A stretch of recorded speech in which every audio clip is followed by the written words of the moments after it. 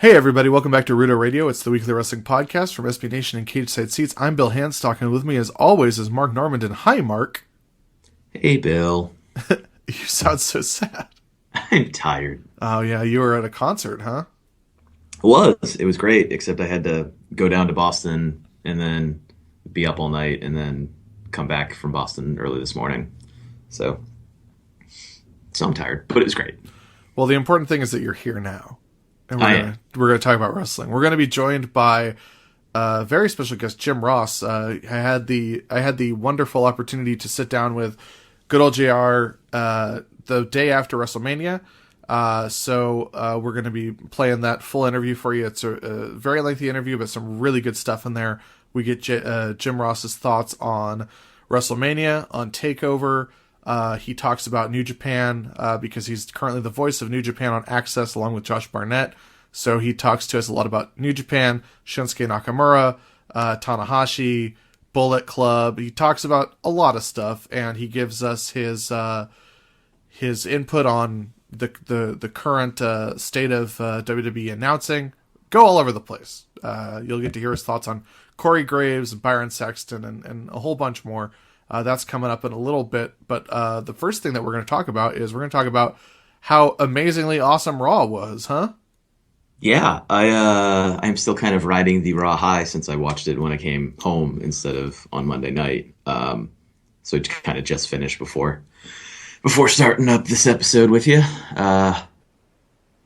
Yes, Shane came out and opened Raw, and he had a very weird voice, which was strange. But he started making awesome matches, and I was just like, you know what? I don't care why he's in charge. It doesn't matter. Whatever storyline. I don't care that WrestleMania doesn't, quote unquote, matter because of the storyline or whatever. But it doesn't matter as long as this Raw keeps being super awesome with amazing indie work rate dream matches all over it, and new people popping up left and right.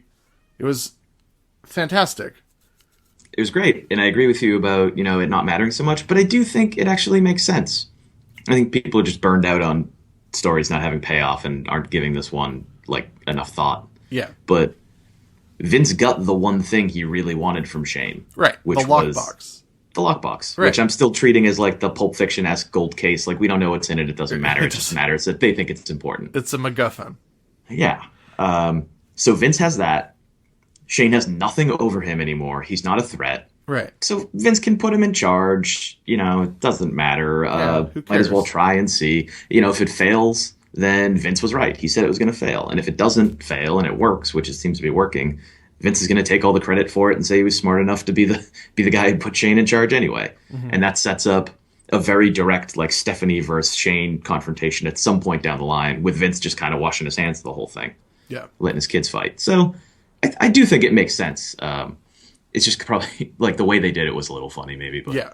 Because, they knew that post-Mania Raw crowd was just going to hijack the show. So it's who cares? Whatever. Screw yeah. it. Which Vince pretty much even said, in character. He's just whatever, I don't care. Yeah, what does he care? I thought it was just so wild and amazing that it's hey, guess what, everyone? Later on, there's going to be AJ Styles versus Sami Zayn in a number one contender match. And then Shane McMahon gets interrupted by Kevin Owens, to start Raw. And then that devolves into Kevin Owens versus Cesaro in a number one contender match for the Intercontinental title. Man, Jesus, what an amazing time we live in. It's just absurd. It's there was so much talent on the roster, even with the injuries. And then Cesaro comes back. And they're still introducing new people, and there's so much going on. And this felt like way even more of a change, point to the future than last week's Raw did. Yeah, absolutely. Because this Raw was basically it was almost entirely just this is a match that's going to happen, and then the match happens. Yeah, I didn't realize that Dolph Ziggler didn't get his normal Monday moment of doing whatever Dolph Ziggler does until they showed Baron Corbin throwing him in a video package. And then I was like, all right, Dolph Ziggler. Well, I think probably the most important news, the biggest news, is that we finally got to the Bullet Club factory. I was wondering, because, I saw everyone say, oh, they showed up, and I was wondering how they came in.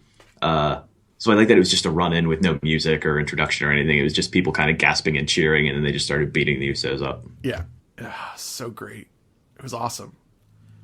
And And like, yeah, that doesn't make it doesn't make automatic sense or anything, but I don't. There's what could they have really done? Like, who could they have attacked other than someone notable to right. get attention Right. on the roster? That's I Well, mean, AJ Styles is busy doing other stuff. like And the thing that would have gotten them like immediate, like massive heel heat is if they had attacked Enzo and Big Cass, but then that cuts the legs out from under them. yeah, and I mean, Enzo and Big Cass are clearly doing something with the Dudleys, and might as well see that program through. Yeah. I like that their only appearance on this episode, because when they came out, I thought like, oh, their tag tournament match is coming up next, but then they just came out to insult the Dudleys, which is great. Yeah, their match is Thursday, right? On SmackDown, Sure. or at least their debut is. I don't know if it's. Oh well, not their debut. Did they wrestle last week on SmackDown? I don't know. My No, brain is no, fried. they didn't wrestle. No, All right. they just had that amazing transcendent segment. And man, Enzo was fire this week too. Oh, he's Just- always fire. Like it just like wide eyed, looking back over his shoulder, just so awesome. giving his parents doing it. How you doing? Just I had to hit pause on the DVR. Yeah. Because it's like, man, Enzo just like high fived his own parents. Yeah, the best part for sure was him calling Devon Devin. It got like almost no reaction, but I was so giddy with excitement when that happened. Oh man. Just how condescending he was. He was like, "Let me tell you something, Devin." They're so over already too. Yeah. Like people were ready for all of it. Yeah.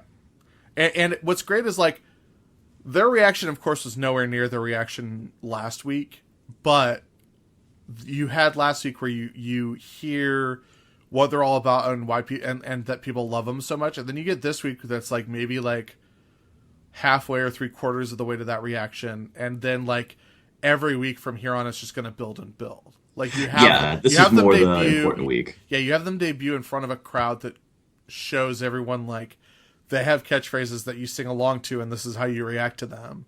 And then now you're slowly teaching everyone week by week. It's a good sign. Yeah. And, man, they're so good. And if you haven't listened to it yet, absolutely go get the uncensored version of their appearance on the Stone Cold podcast. It is so fucking great. They talk for an hour. You get to hear like he's from Jersey, but Enzo really sounds like he has a really thick like Maryland accent when he's not like in character, and it's just it's that they're so great. They're awesome people. Big Cass was previously before he got into wrestling, he was pre-med. Yeah, it's just man, they've great stories. Definitely go check it out. After you listen to this podcast, obviously. I will have to wait till I finish recording this podcast. Yeah, then go check it out. It's great, though. It's great. What I want to ask you is it's so crazy. So New Day introduced the New Day's tag tournament, sponsored by Budios. We got the most amazing bracket graphic of all time, I think. It spilled out of a box of Budios and was made by Unicorns and Rainbows. You got 8 teams in the tournament. 4 of the teams have come from NXT. That's crazy. Ascension, Lucha Dragons, Enzo and Cass, and Vaudevillains. Did you watch the Vaudevillains debut on SmackDown? I did not. I can't remember what I was doing on Thursday. Yeah, I actually watched SmackDown on Thursday. It doesn't happen often, but sometimes. How did it go? Fine. That gimmick just has a real limited shelf life. It had run its course in NXT. I'm really curious to see how like the Raw crowd reacts to them. I'm just curious, like if you like a month ago, if you had like given me the NXT roster and been like, what gimmick is absolutely never going to work or translate or be approved for the main roster, like that's the team I would have pointed to. Like, they're both really talented guys. They're a lot of fun to watch, but that's a gimmick that you would think, like, that's an NXT gimmick. Yeah, I thought they would split in NXT. Right. And then Aiden English might be, his character might change a bit, and Simon Gotch is, by himself, I feel like Gotch, especially with his ability in the ring, is a guy who could get over with that weird gimmick. Yeah. But as an individual performer. For sure. And it's nothing against Aiden English. I really like Aiden English. It does seem like they've done their thing. You know, they've already face heel. Like, they had a pretty, I don't remember anything about their title run except for them winning the titles. Yeah. There's just not a lot there. You know, they were at their most beloved when Blue Pants was, joined to them, which was brief as well. Right. So yeah, that's a tag team I didn't think was going to make it out of NXT as a tag team. Right. Both the Dudleys and the Usos advanced on Monday. The Usos then got beat up by the possibly Bullet Club. So we don't know whether the Bullet Club's just going to keep wrecking shop during this tag team tournament, or if they're going to replace maybe the injured Usos, or what's going to happen. But of the 8 announced, well, now 6 remaining teams in the tag team tournament, who do you think is going to win to become the number 1 contenders? All right, let's who's on the whole bracket? So the Dudleys beat the Lucha Dragons to advance to the semifinals. Mm-hmm. They will face the winner of Enzo and Cass versus Ascension, so it has to be Enzo and Cass. But maybe that Enzo and Cass and Dudley's feud, since they're meeting up in the semifinals, maybe that'll come to a head. Maybe it'll be a double DQ. Or maybe, the Dudleys will win by DQ and then cost them the finals or something. Like, it seems weird that the Dudleys and Enzo and Cass are on one side of the bracket, because you would, something's going to happen there, right? Yeah, my thinking was Enzo and Cass win, but, with like a non-definitive victory roll-up or something. Yeah.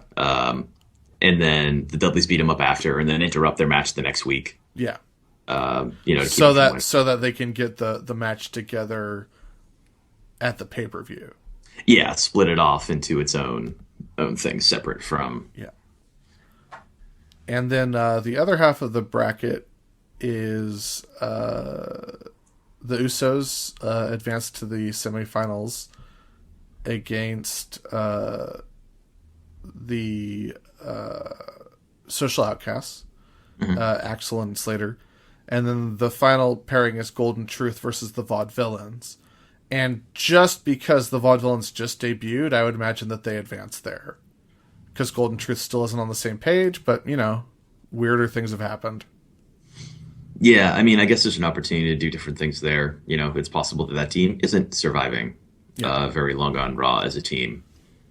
And that the way that they'll really be introduced is by some kind of problem going on with them. But were they villains or good guys on SmackDown?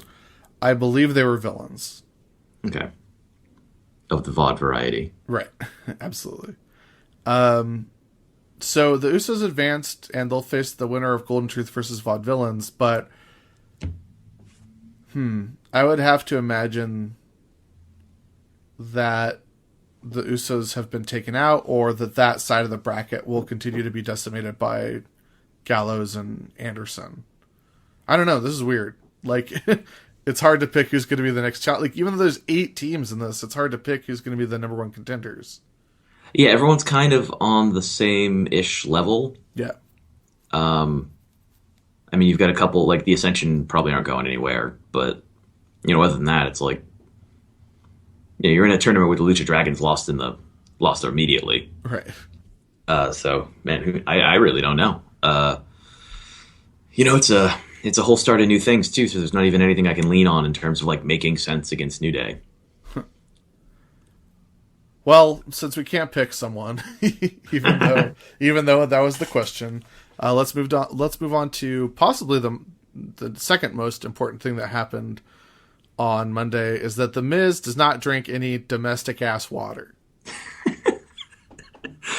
Oh man, I was so excited about this because I knew Maurice would be awesome. Like I knew that this pairing of Maurice and Miz in 2016 was going to be amazing, and then it was even better than I expected it to be.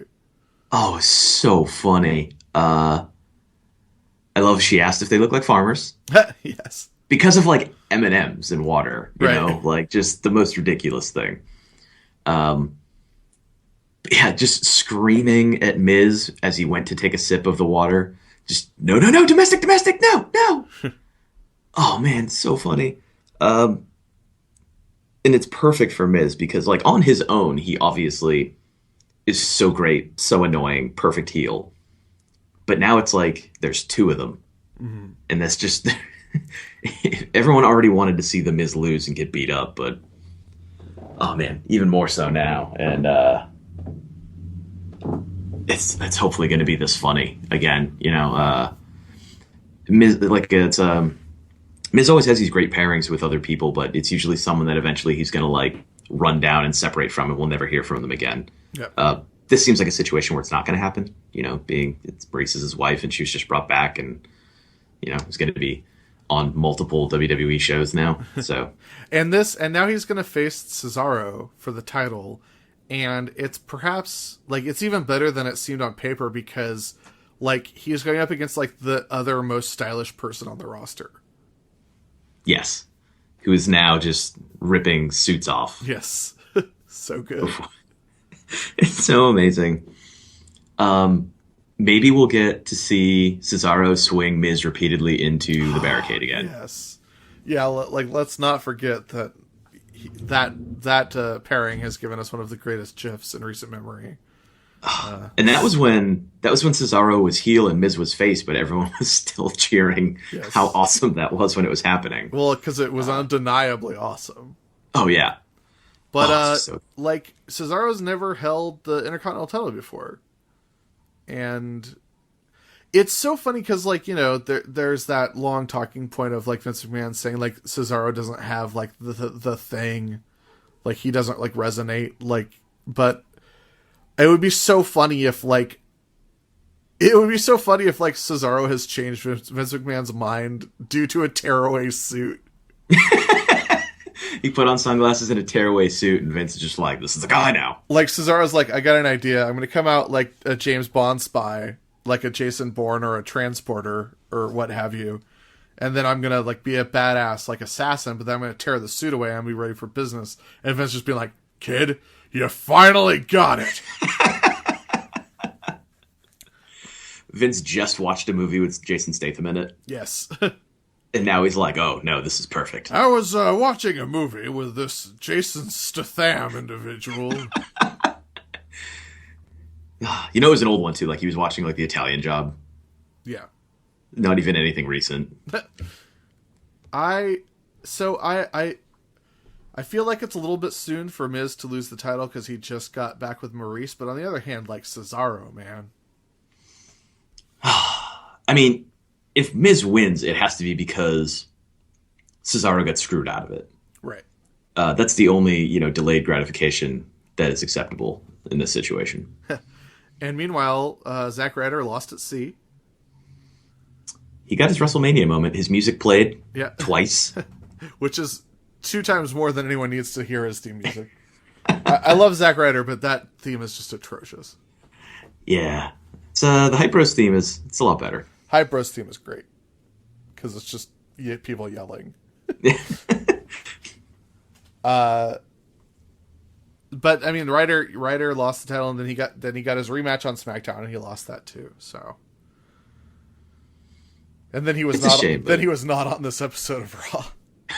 But he got his WrestleMania moment. He got so much more than so many other people have ever gotten. So, I'm not sad about it. Like he got a real moment to shine. Miz is definitely a better choice with a lot more possibilities.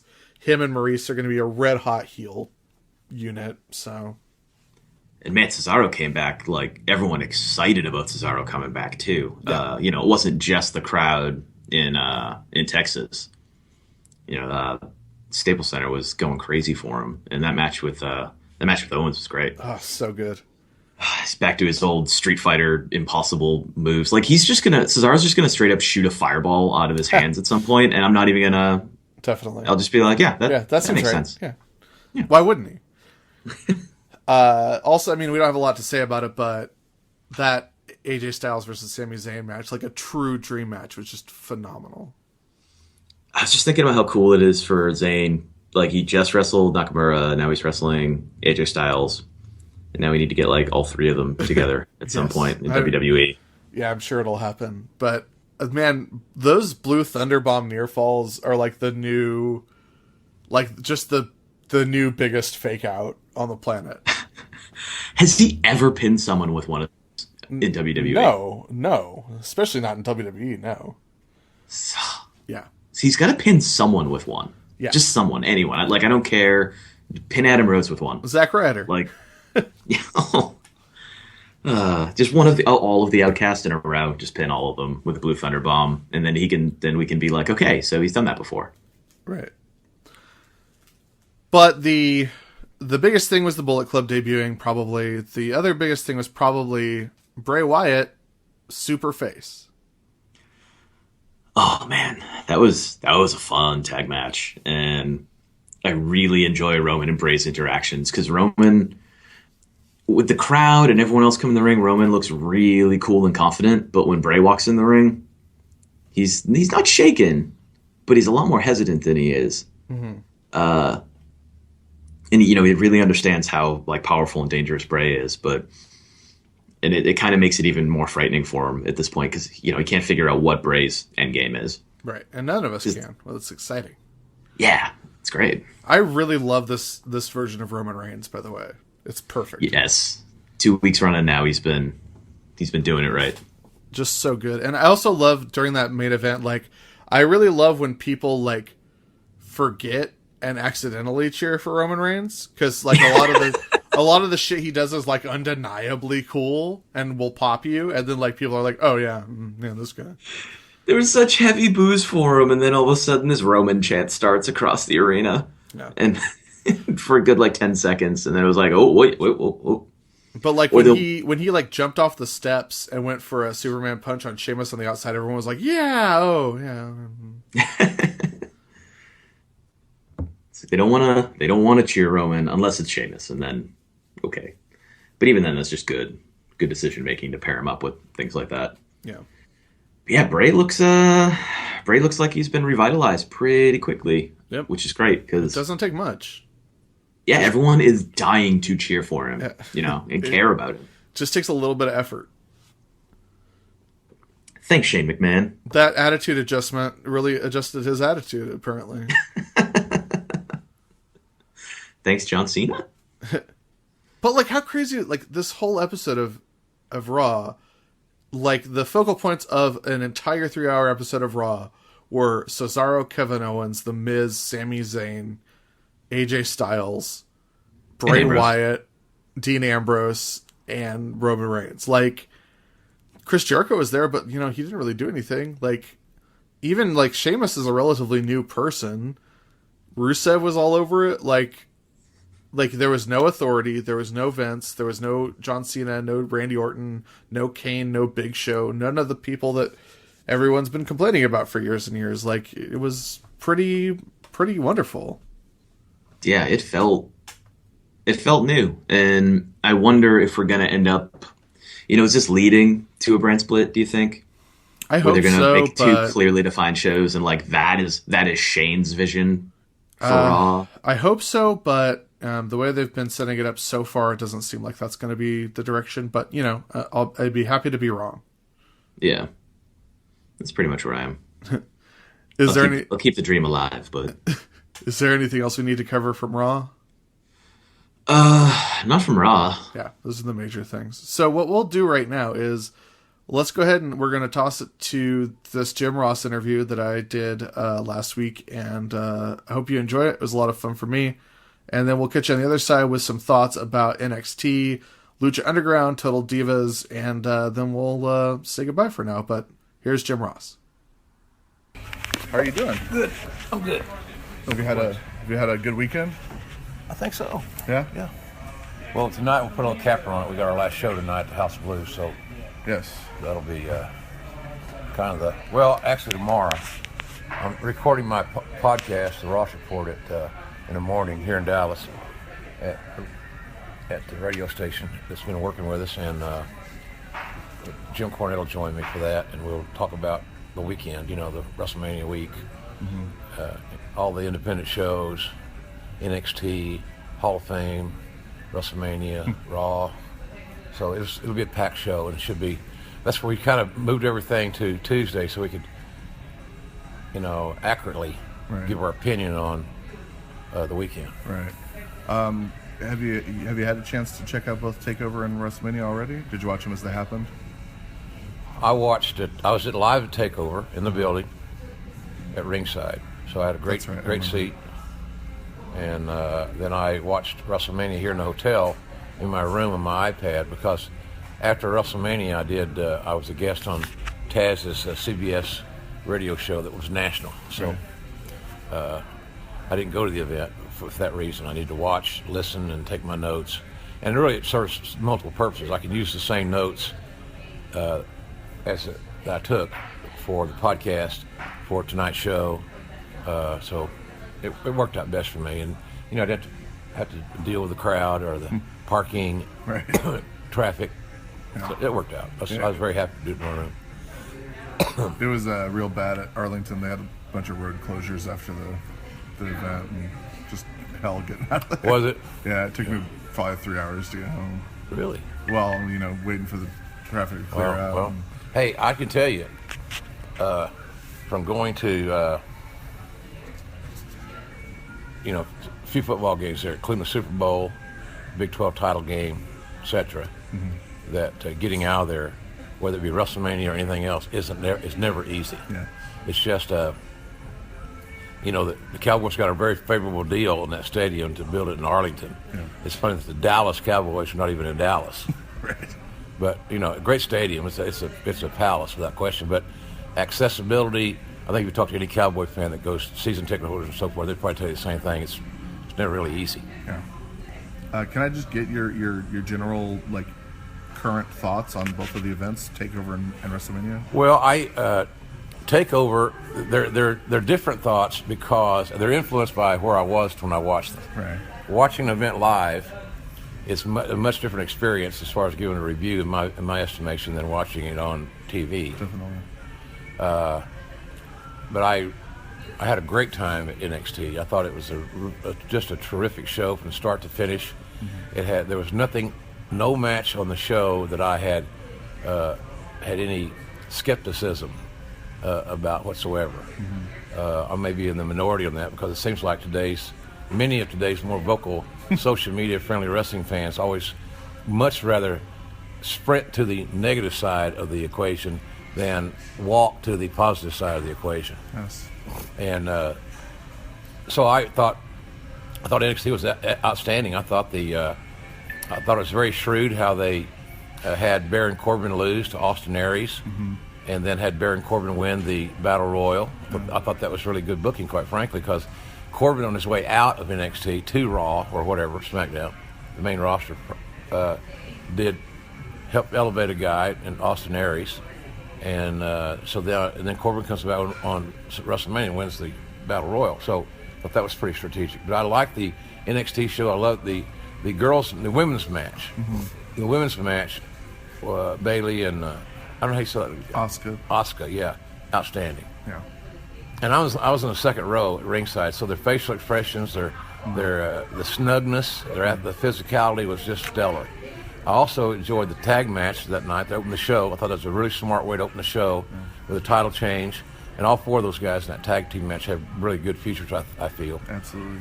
What are your thoughts on Dash and Dawson? I like them. If they're kept as a team, and the tag teams are made to be more relevant, they have that Midnight Express, Arn and Tully like chemistry, where they really seem comfortable working together. And they're very believable, and they're very aggressive, and they're fundamentally sound. I think they're going to be, again, I don't know where the future holds for them because I'm not in that loop, but if they are given the opportunity to really contribute in a viable tag team division, I think they can do so. The Gable and Jordan, alpha males, outstanding. Great intensity, physicality, athleticism. So they get a great look.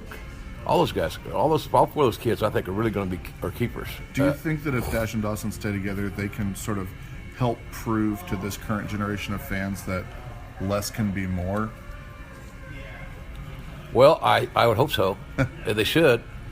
I just think that we live in a very at-once immediate society, Bill. And we're conditioned with it. It's 30 minutes or it's free. The drive-thru is open 24 hours. The hotel room service never closes. We're used to immediacy. We're almost a bit, maybe more than a bit. We're almost in that.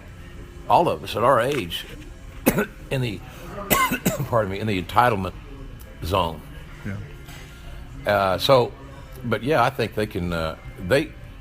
What they do is logical. So when you see them do things, execute moves or receive moves, they're done with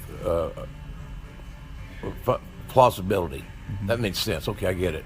Because once you do things that are so ridiculous, and there's no sell. Yeah. And it's one great big massive crash and burn scene after the other. First of all, you get numb to that. Yeah. You get desensitized from that. And in the moment that you're, as a fan, that you put the fan in a position not to make a decision, I was lost in the match until they did this. Yeah. Then it kind of took me out of the moment.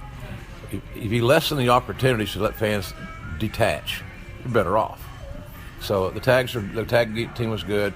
All the matches I loved. I was there I wanted to see Shinsuke Nakamura because I called one of his matches in Wrestle Kingdom 9, and I came back and told WWE my thoughts. I thought he was one of the most charismatic and unique athletes I'd seen in years, so I'm glad that he is there. I think he'll do. I hope that he'll do extraordinarily well.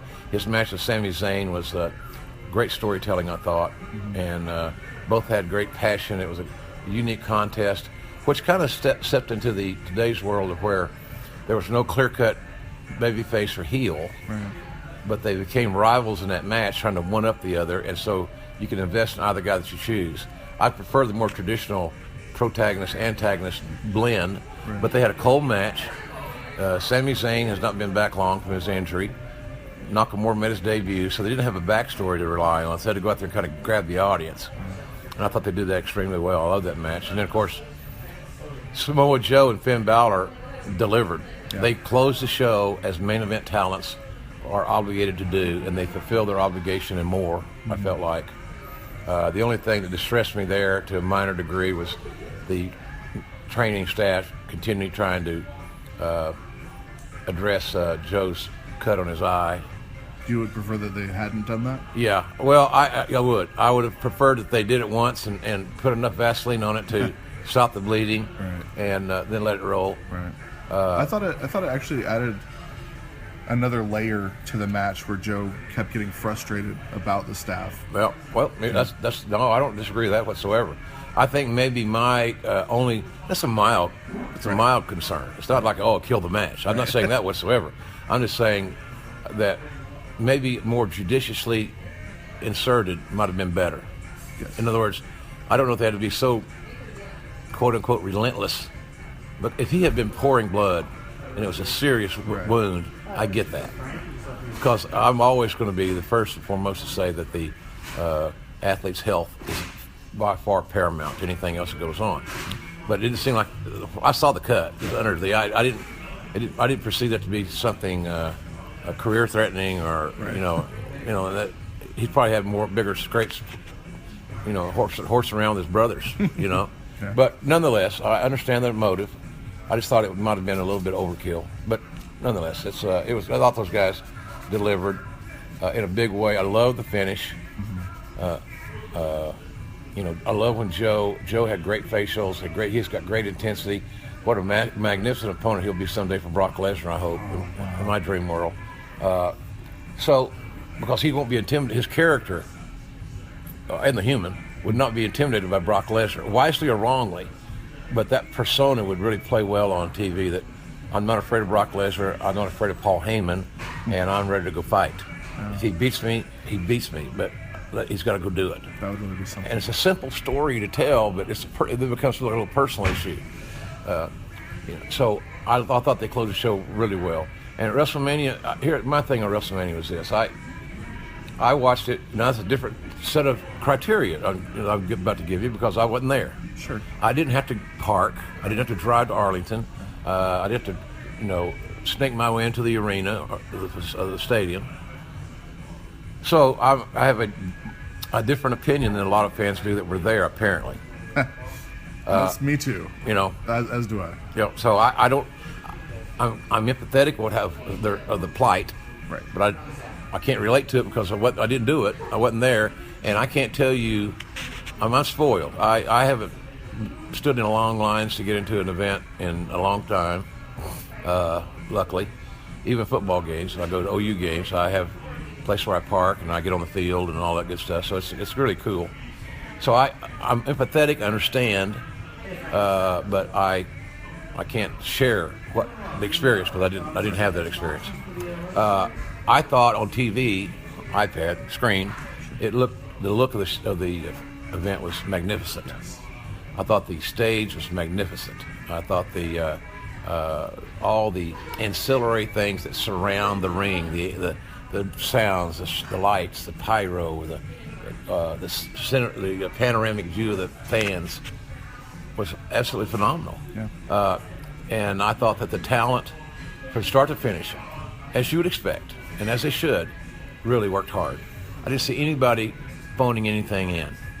So I appreciate, as a former head of talent, I appreciate that. As an old coach, you appreciate the team playing hard, right? So that's kind of what I thought there. I thought the show came in with not a whole lot of positive anticipation by many fans because of what a lot of folks perceived as a somewhat tepid build. The fact that the injuries just riddled the plans. You lose 3 main event guys, in Cena, Rollins, Daniel Bryan, and other guys were hurt. Cesaro was hurt. Orton's gone. Orton. That's a real good roster right there. Luke Harper. Yeah. Neville. Oh. So injuries were as influential, if not more influential, than any element of the booking of the show. So, and I know some folks were concerned about how the show was booked, and then some of them were even more concerned about the finishes. I never get too caught up in the finishes. I think they're subjective. I think it's a matter of execution. I am of the old school view, and I was taught this, that if you're really a talented in-ring performer, you know how to lose. Yeah. And lose with, I don't want to say dignity, but lose with credibility. Right. And I mentioned on a radio show, Taz's radio show last night, that for Brock Lesnar to beat Dean Ambrose, because I had a lot of people on Twitter said Ambrose is young and he's full-time and Lesnar's not full-time, that Ambrose should have won the match. And my point was, well, I don't necessarily agree with that, but I agree with your opinion, but I do think that it took 13 suplexes and a F5 on a stack of steel chairs for Lesnar to beat Ambrose. Yeah. If those points are underscored going forward, then Ambrose is a tough, resilient, competitive son of a gun. Yeah. So then, therefore, coming out of a loss, he's still going to be, he should be still elevated somewhat, just because he hung with Lesnar longer than a lot of guys and endured more than a lot of guys have ever endured. And so I thought that was good. I always thought Shane and Taker would overexceed the expectations, because so many people with all the social media again and the people jumping behind their keyboards making a big deal that Shane's 47, Undertaker's 51, or whatever their age is. I don't even know. And I kind of laughed at that a little bit, because number one, I thought the match should have been about 20 minutes. I thought it might have been a little bit long. That's me. Yeah. But I can tell you that both those guys are proud guys. They're true professionals. They like each other. They have respect for each other. And there was no doubt in my mind ever at any instance that they would not give us great effort and heart to execute what they could. Yeah. But they have a wheelhouse. They have a skill set. Mm-hmm. And you really want your talents. Good bookers want their talents to stay within your skill set. In other words, it's the old deal is if you can't throw a real good punch, then don't throw punches. Yeah. Do other things. But identify, know what your weaknesses are. And their weaknesses are, if they had, they're not going to have that match is not set up to be a classic wrestling match. It's going to be a brawl. It's going to be full of strikes and outstanding stunts, for the lack of a better term. And I thought they exceeded expectations for me, but I knew what I had a vision of what I thought it would be, and they went above that for me. I didn't know if Shane was going to try to out Foley with the leap off the cell. It didn't surprise me, to be frank about it, that he would, because that's just his nature. He's fearless. And I thought it was very smart that the Undertaker wasn't there to take the jump. Somebody said, well, it would have been easier if he had landed on Taker. No. What you do is that you eliminate 50% of the risk by taking one guy out of the equation. Sure. The other thing is that when Shane hits on the table, he's at least hitting on something flat, not on a hump, a 309-pound man. Right. So now you put both guys in jeopardy. This other way, you take one guy out of the jeopardy zone and you allow the jumper, Shane, to land flat and give himself the best chance to survive it. Right. So I thought that was good. But we can. It's easy to talk about the finishes and what finishes you like, you didn't like. But I'll tell you this, Bill, that the key to how WrestleMania will be judged will be how the creative addresses the issues at WrestleMania going forward. Sure. So Raw on Monday night should, if it's on the money, which every reason believe it probably will be, then it should address the Ambrose issues. What about AJ Styles and Jericho? Is this obviously their issue isn't over? Yeah. So WWE apparently, don't know, but apparently has plans to continue that rivalry. So they have another match or two. Right. Maybe they're going to do a best of 7. Heck, I don't know. I don't know. But I'm sure it's not a one-off though. Okay, now it's over. Right. AJ gets beat his first WrestleMania, upset a lot of people. I'm probably more head-scratching on why they're using the Styles Clash as a setup move as opposed to a finish. Yeah. But, somebody could say, well, the WWE audience in mass doesn't know that the Styles Clash is his go-to. But a lot of the diehards and the hardcore fans certainly do. Sure. That watch, for example, they watch the show that I broadcast on Friday nights on Access TV on New Japan. That's what he uses. That's his finish. Yeah. So, but I was surprised that AJ didn't win. But on the other hand, if he had won, it would have been. Some people would have touted it as being predictable. Sure. I think sometimes you're damned if you do and damned if you don't in today's world. Absolutely. Don't you believe that? Yes, absolutely. There's nothing that fans of anything, and it's not just limited to wrestling. Yep. Fandom, the nature of fandom is that you're never going to be satisfied unless they do exactly what you want, and then when they do that, you're going to be unsatisfied they didn't do it the right way. Correct. Yep. I agree. So, and that's it was simpler before social media. Yes. Well, since we're talking about that, and you alluded to it earlier, Yes. I wanted to know, you're getting a lot more into social media. You're on Twitter now. You have your blog. You have your podcast. Has your impression of fans or of wrestling fans changed at all from your days as just being an announcer before social media? Do you think differently or do you approach fans differently, or do you have a different impression of them now? I don't approach them differently at all because I'm still a fan at heart, and I've always had my unique views of how the product should be positioned and executed, and so it's an opinion, it's a take. Mm-hmm. So I don't have any. The only thing I have issues with sometimes is that they get crass and impolite, and Sure. with so if you don't agree with them, then you're an idiot, you're a jerk, or in my case, it's it's the business has passed you by, or you've always been an asshole, or whatever it may be, and so I just think we have to respect the opinions of others, Sure. in anything we do. Gosh almighty, you can walk to any sports bar in the country and and get a discerning opinion from the game of the week. Sure. So what are you going to do? Insult everybody there that doesn't agree with you? Whatever. It's nuts. So I think that the social media thing has opened the door, pulled the curtain back a lot, and it gives people enough information to be dangerous. And they think they have a little information, so they know everything. And those of us I've been in over 40 years. I certainly don't know everything. I am still learning and evolving. It was my goal every day is to learn something new and evolve. So I think back in the day, quote unquote, in the day, whenever that was, it means different things to different people, that it was easier, it's simpler. And we live in a society that entitlement and defiance.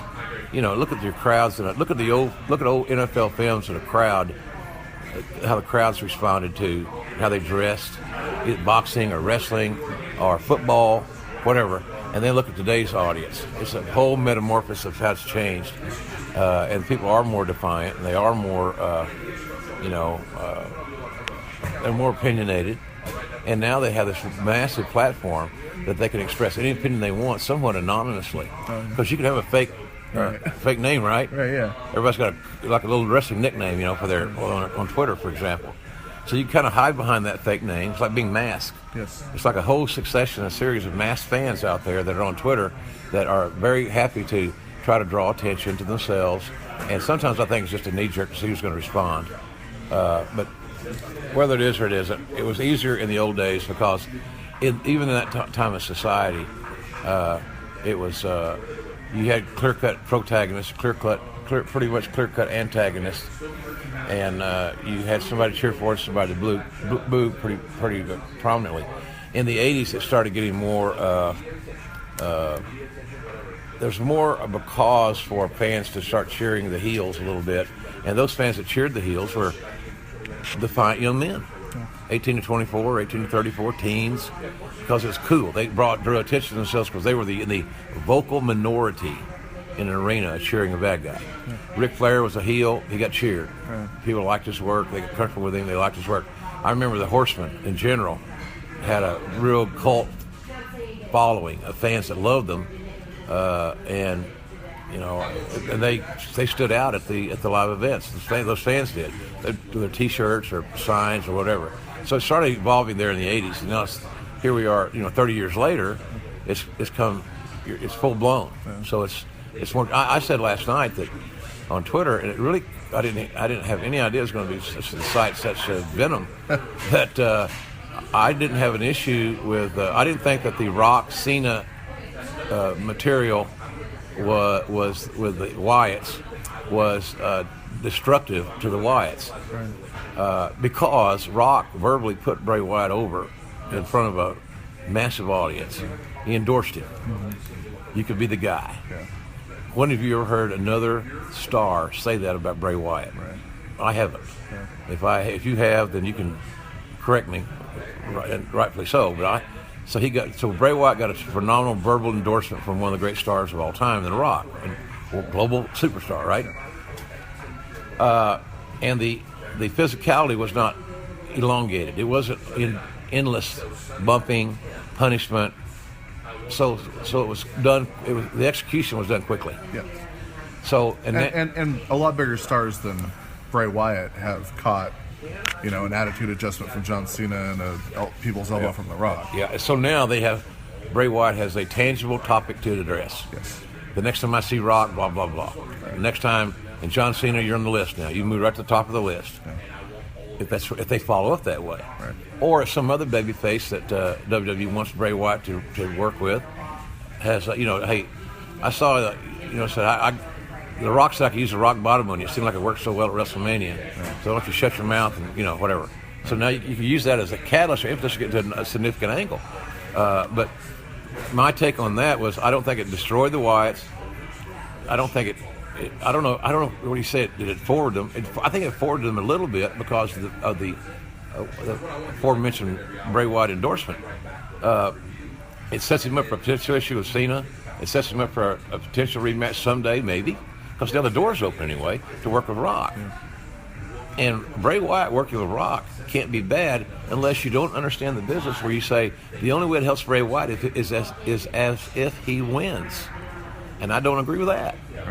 Right. I remember this guy named Stone Cold Steve Austin went for a year or so, didn't win any matches.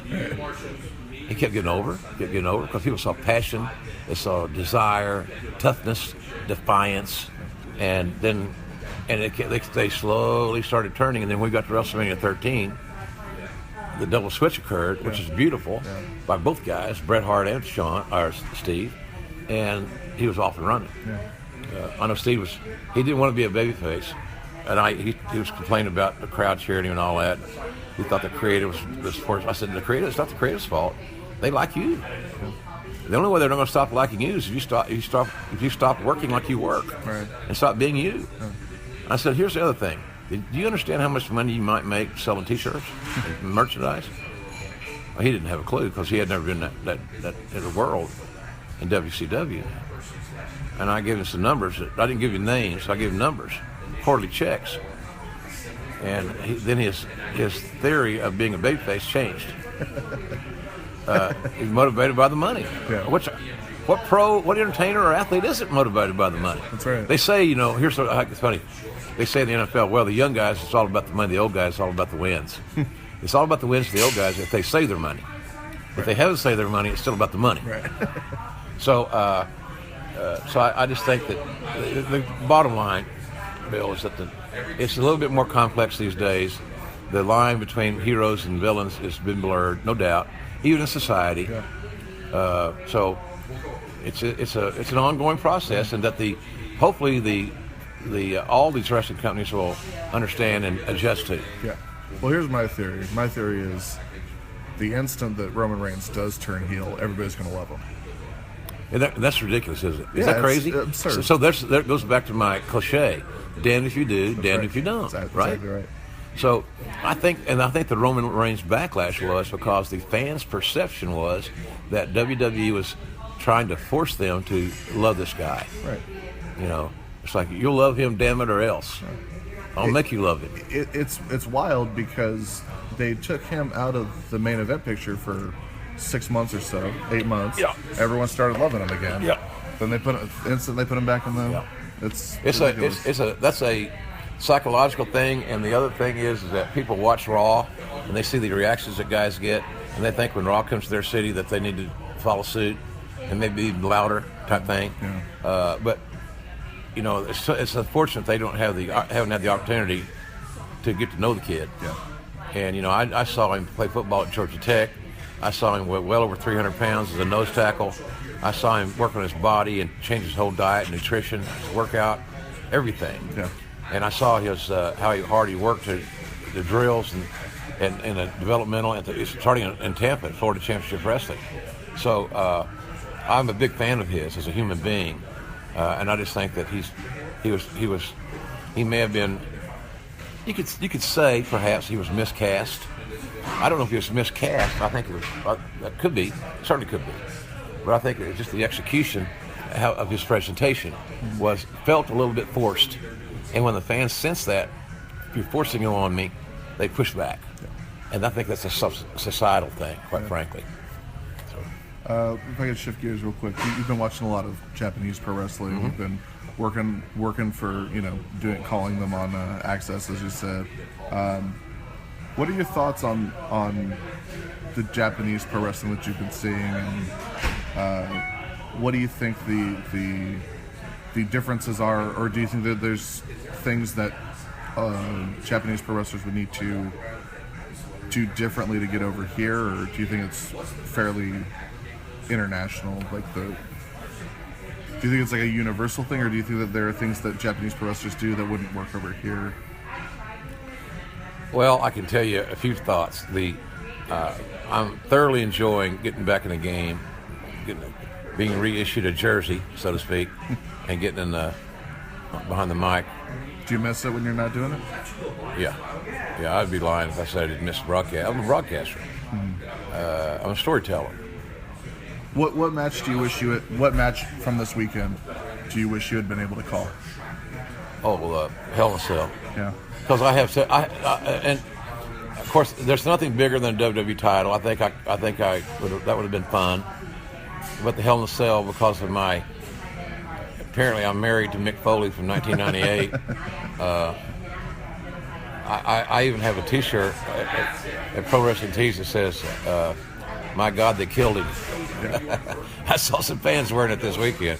But it's hard to fathom that a soundbite from 18 years ago still resonates with fans, where they can give you almost chapter and verse of everything I said during that chaotic match, right? So, you know what my favorite call of yours is?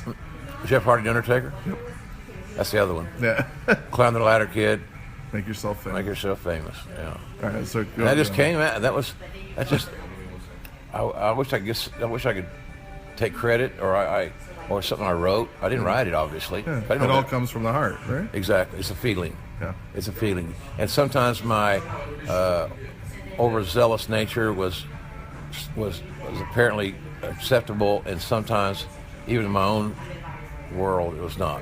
I was like, oh, why did I say that? Golly, but you're doing live TV without a net, and you don't you don't know every machination of the match, which was best for Lawler and I when we were working together, and Heyman too. You put it on a monitor, and we'll react in a natural, organic way, and it would be real because it was real, So, but I don't know. I think the Hell in a Cell would have been fun to call, but I gave the show again. I lost a lot of feel for it. If I had been home and using my smart TV, where I could see it on my big screen, and I had the Bose speakers and everything, where I get a better aesthetic feel for it. But I was in my room. I was on my little iPad with a speaker. Little sound was not. I thought the show was still a good, solid B minus. Yeah. For me, in my little world of this Right. big, Yeah. But Do you think 7 hours is too long? yes, I think That's my main criticism. I didn't of it. realize, Bill, that they were going to do that. It's going to be that long. Yeah. I didn't equate it all. I equated it to the. Sorry. It's okay. My one-man show lasted tonight, as we mentioned, and my team is. Most of the team is here. Mm-hmm. Me. Right. So it's little merch deals and ticket things, and can you get me? I still got buddies that, hey, you got any tickets left? Well, no, or so. Oh, you can find me a couple. I can find you a standing room only. I don't have any tickets. Right. I can't make somebody get out of their seat. Sure. I couldn't put another seat down. So, what was the 7 hour length? I never equated it that was going to happen. I didn't think that. Because I wasn't going to the event. I didn't have to worry about transportation, what time to leave, what time we're getting home. So I didn't think of it. And golly, I didn't realize. I guess they started the show at 4 o'clock, local. Yeah. That didn't come on my screen.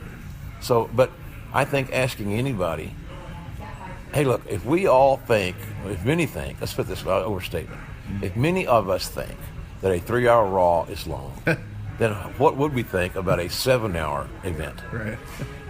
But I can promise you there's probably some fans that came from abroad on their vacation to their trip to America, and the longer the better for them, because it's the one big thing all year that they can truly hang their hat on, and it's the big.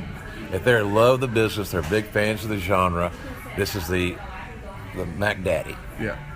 This is it, man. So a restaurant quality event, to say the least. So but I do think it was long. If you got children, Texas fans, all of us have very Texas fans. Bathroom breaks. I was kidding somebody last night on Taz's radio show. I said, in 7 hours, I would eat, get hungry, eat again. Yeah. In 7 hours, I need nourishment, right? So I thought it was a little. I thought, in hindsight, I thought it was a little bit long, but I didn't even think about it going into the event. I was just looking. I'm going to watch the pay-per-view, and I knew the pay-per-view they extended it to 4 hours, but that's nothing new. Right. The WrestleMania has been 4 hours for a long time. Sure. So your thoughts on Japanese pro wrestling? Oh, I'm sorry. No, I got you. I got you on track. My feelings for our product on Friday nights on Access is that product reminds me of a lot of facets of it. Reminds me of the UWF with Bill Watts, who I worked for, the NWA years in the 80s with Crockett and then Turner. There's a lot of elements in that remind me of that fundamentally sound physical style. These Japanese strong style basically means that they encourage their athletes to be physical and to lay their stuff in, and then we try to accentuate and point out the physicality and sell it. Again, I've always said my theory's really been the same for years. The wrestlers make music, and the broadcasters provide lyrics. Sure. The better the music, the better the lyric can be. Bad music, the most prophetic John Lennon lyric is not going to make it much better. So that's that. But I think the style reminds me of I don't want to say a throwback, because a throwback also means like you're talking about leather helmets and black or wool tights of wrestlers and black low-cut boots. I'm just talking about fundamental soundness, selling. Sure. They sell really well because they get the hell knocked out of it, and they sell it. Yeah. So they're almost forced to sell it. So I loved it. It reminds me of some of my developing years in the business. Yeah. But they, like everybody else in the business, can slow down a hair because they're trying to satisfy a impatient audience. Sure. And a lot of wrestlers are scared to death to hear somebody yell boring. So and they work faster. We let's not give them a chance to catch their breath and process. Well, boy, you really hurt yourself by not letting them process. Yeah. So and when a wrestler sells, it gives the announcers time to put everybody over. Yeah. The guy that delivered the move, the guy that see the move, and what the move meant to the body of the match and all that. So it gives you that break to embellish everybody involved in the process. But it says boom, boom, boom, boom, boom, bang, bang, bang, bang, bang. There's no time to process or to embellish. Right. You're just ooh, ah, oh wow, whatever, So it's, and a lot of guys just don't. I don't think they understand that. But I love the product. Again, it reminds me of a different era. Mm-hmm. I love the fundamental soundness. I love the work ethic. They have great work ethic. Cool. And of course, they indoctrinate their rookies through their dojo in a much different system. Probably not as politically correct as one would imagine in America, but it has worked for them since the 50s. Right. Who do you think in Japan that you've been watching, that you've been calling, who do you think would be a big star here? Well, assuming that they could learn to speak some English enough to communicate with the masses. So you think that is a big... Absolutely. You have to, well, in today's world, you're a television star, you got to talk. They're television stars. You got to be able to say some things. Like, you don't think like you could put a heater with them? The manager? Yeah. Like Heyman or somebody? Yeah. A Heyman? Yeah, A Heyman. A Heyman, if you can find, if they can find somewhere Heyman's, that'd be great. You can. Because like Muda in the NWA. Right. I just think, again, we're fast forwarding to another generation. So now people want to hear from the stars. Yeah. And I've said this for years, and I said it back when I was in WWE.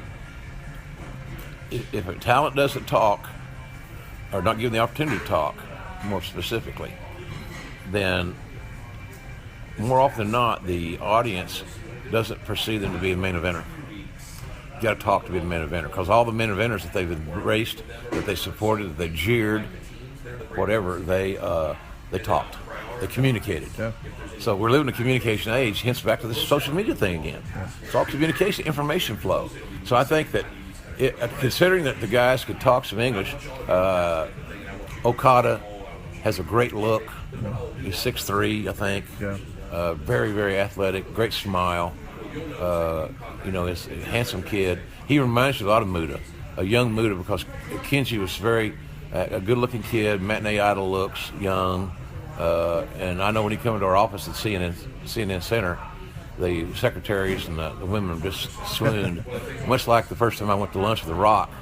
You know, we had a lot of female waitresses wanting to know if we wanted more water or tea.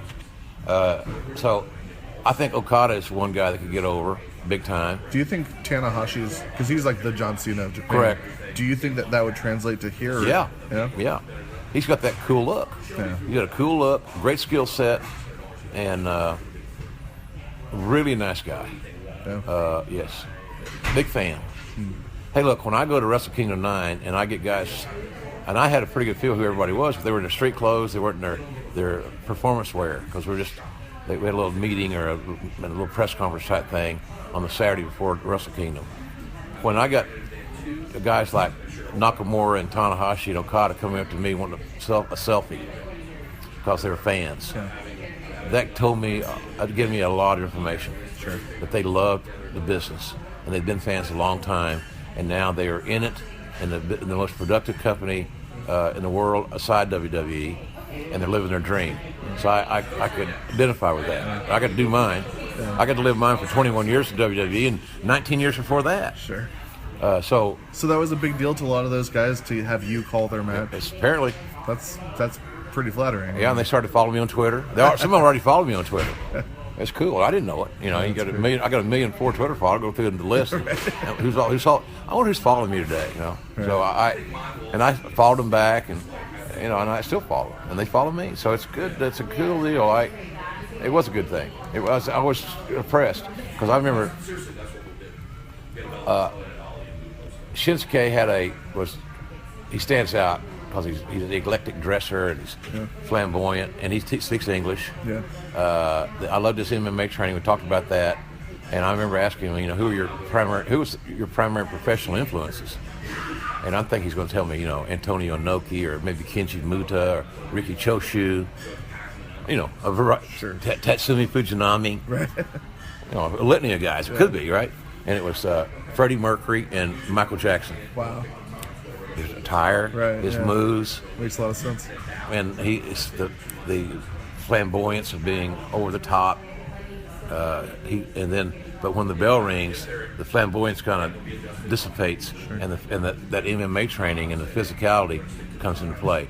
I always believed if I was a screenwriter or a director of a movie, what an amazing, it may be stereotypical, but to me, he would be a phenomenal movie villain because he's got that sinister, you know, kind of a scary, unpredictable, deadly look. Yeah, definitely. So, those guys are great. But the product is really good. You know, I wish the matches, like any other fan, I wish the matches were more contemporary, more current. But again, most of them haven't been seen on this platform, especially in English commentary. Sure. So when I sit down to do a match, I don't think about what people thought about it when it originally aired on New Japan World or wherever. I don't subscribe to New Japan World for the simple reason they have a Japanese sign-up page. Yeah. And I have issues that deal with English, much less Japanese. So, you know, but I really have fun doing it, and I had a chance to do other wrestling shows after WWE, and once you kind of had your run in the NFL, quote unquote, it's kind of hard to go elsewhere. Right. And I'd like to think, along with many, many other really good people, that I made some contributions to the growth of the company. Sure. Especially in the turbulent mid-'90s when we were near bankruptcy, to where we were able to secure new talents that helped get us on fire, and that catapulted the company into a $160 million IPO, in a publicly traded company. So I among many, as Monsoon would say, or my beloved Gorilla, don't break your arm patting yourself in the back. I'm not trying to do that at all, but I think I had some contributions to it, and maybe my team that we assembled to recruit and sign talent was maybe my best contribution of all, because some of those guys are still being utilized, and are stars, and I'm really happy that I helped facilitate some guys to get their foot in the game and become millionaires. Sure. And I know probably because of my more visible work on TV, my broadcasting may be my calling card. That's fine. I'm cool with that too. But I'm as proud of my work as an administrator and a talent evaluator and recruiter and negotiator and things of that nature. So, but the Japanese stuff is great. Tanahashi, I think, would translate here.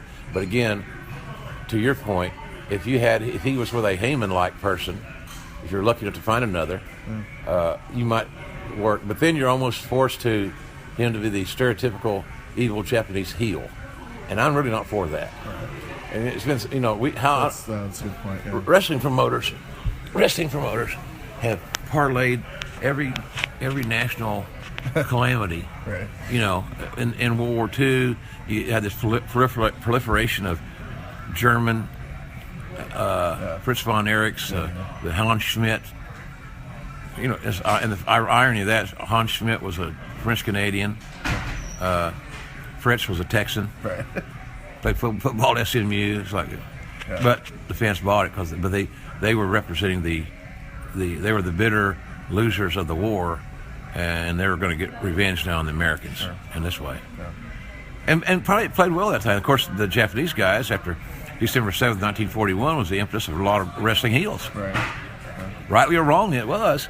And unfortunately, a lot of Samoans and Hawaiians found work as evil Japanese. Yeah. So I think that we've outgrown that. Yeah. And so I like to think that if Tanahashi could speak English better and could communicate with a few lines here and there to his fans, that they would love his work, because he once the bell rings, the language issues pretty well fade away.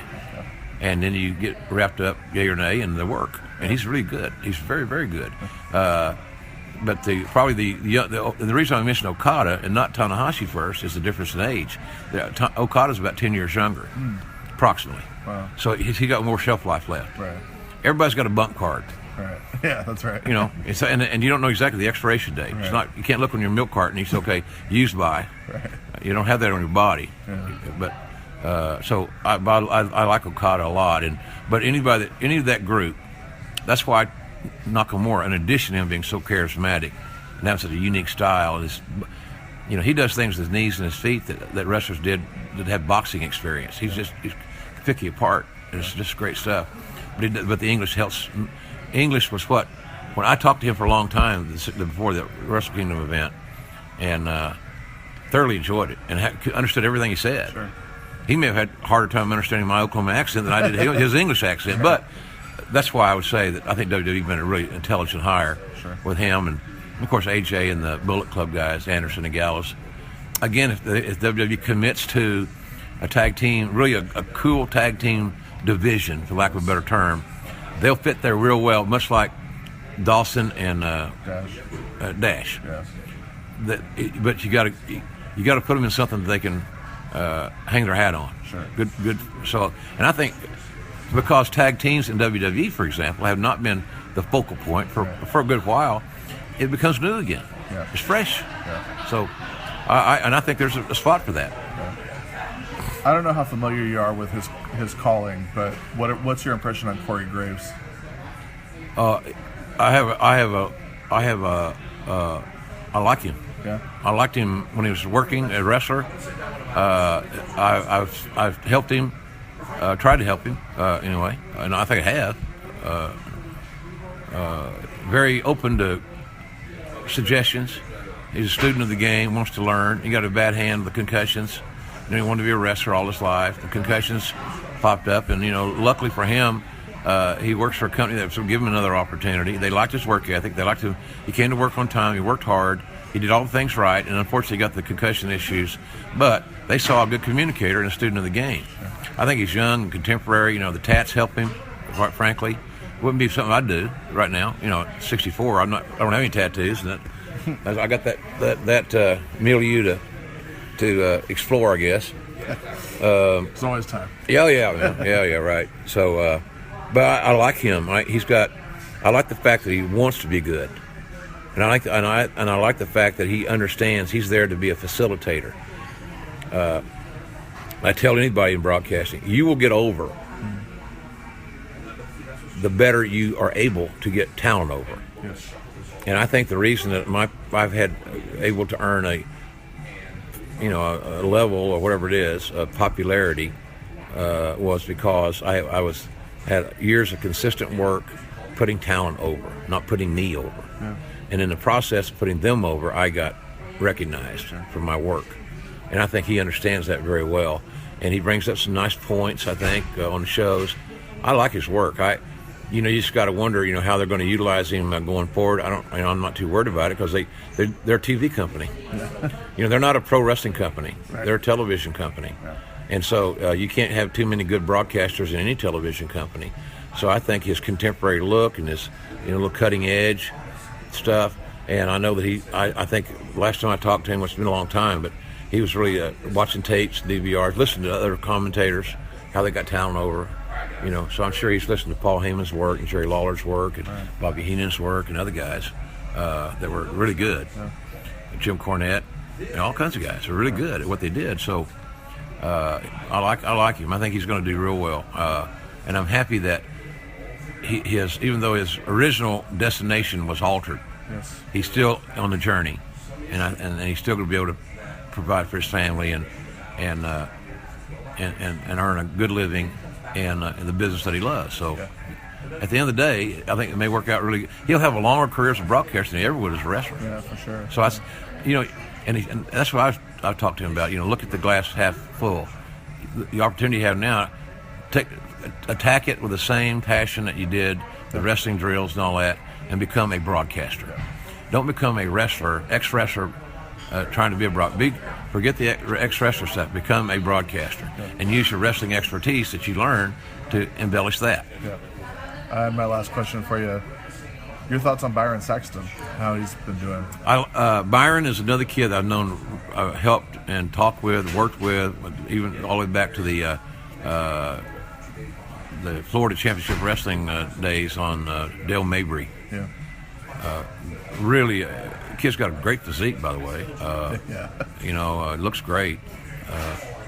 He's so polite, so well-mannered. You can tell he had a good mom and dad, really. Those are little things. I always looked at that.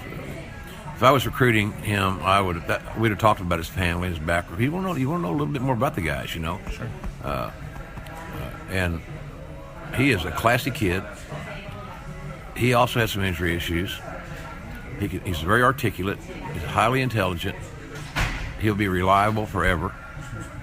You're not going to have any issues with him. I don't think you'll ever have any issues with him, knock on wood, with DUIs or baby mama issues and all that stuff. I think his only issue, or only thing that I would say, he has to. The WWE has to help him figure out what his role exactly is. Sure. Now, I'll tell you, at WrestleMania, I thought that he did a better job of defending himself and playing off JBL, because JBL is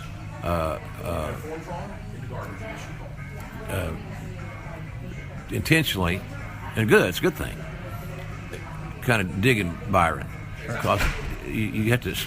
They're sticking to Byron with a stick to see if he bites back. Right. And I thought Sunday night he had great interaction with JBL, and he did it in a way that didn't take away from the match. He was like a short, succinct soundbite answer or response. Yeah. But he's showing now he's got some Spaldings, and he's not letting JBL walk on him, which JBL would not endorse. He wants him to fight back a little bit because it makes the banter better. Yeah. As long as they do it in soundbite form and they don't cannibalize the match, so the soundtrack takes us so far away from what we're seeing.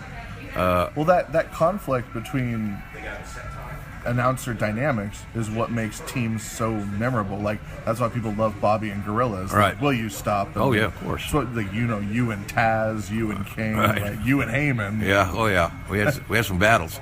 Heyman and I apparently were so convincing that people believed that we hated each other. Yeah. He just, literally hated each other. It's so great. I was rewatching some recently, and it's so wonderful to watch, and that really comes through. We would fall out. We didn't have it. Here's the thing about that, Bill. Heyman nor I played a character. Right. I'm really Jim Ross. Right. He's really Paul Heyman. Right. And all we did was kind of turn it up a little bit. Sure. And get to that There's not a lot of turning Paul up, though. Oh no, he's already wired. But he had a way of sticking me in the right spot with that sharp stick, Sure.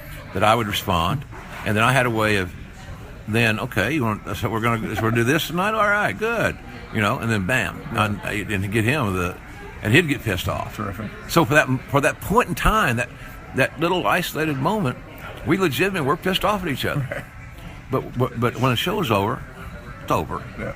We get out of our exhale a little bit, soothe, calm down. Peace and love, as Ringo Starr says. Peace and love. It's all good. Yeah. And but I think that's what we're seeing, a chemistry being built and developed between JBL and Byron. And I think that's important for them to do. And I think I felt like they took a giant step in the right direction at WrestleMania, and it gave me pause to be very encouraged about where it could go. Sure. As long as they remember to keep it succinct in a soundbite form, but Byron can't ever, as one of my expressions, have the limber tail. He can't just cower away and tail between his legs and go fade away, because then the fans will completely disown him. Yeah. He's got to be more. He's got to defend himself, but to defend yourself in a succinct manner, soundbite fashion. Sure. So I like him. He's good. I think they put him out there in a three-man booth, and I said this on my podcast that he has an amazing opportunity here. That the fact that he is the only broadcaster in the company that's going primetime television twice a week in a major way. I mean, he's on Raw and SmackDown. Yeah. So he's got a really good chance to get over and get established his body of work.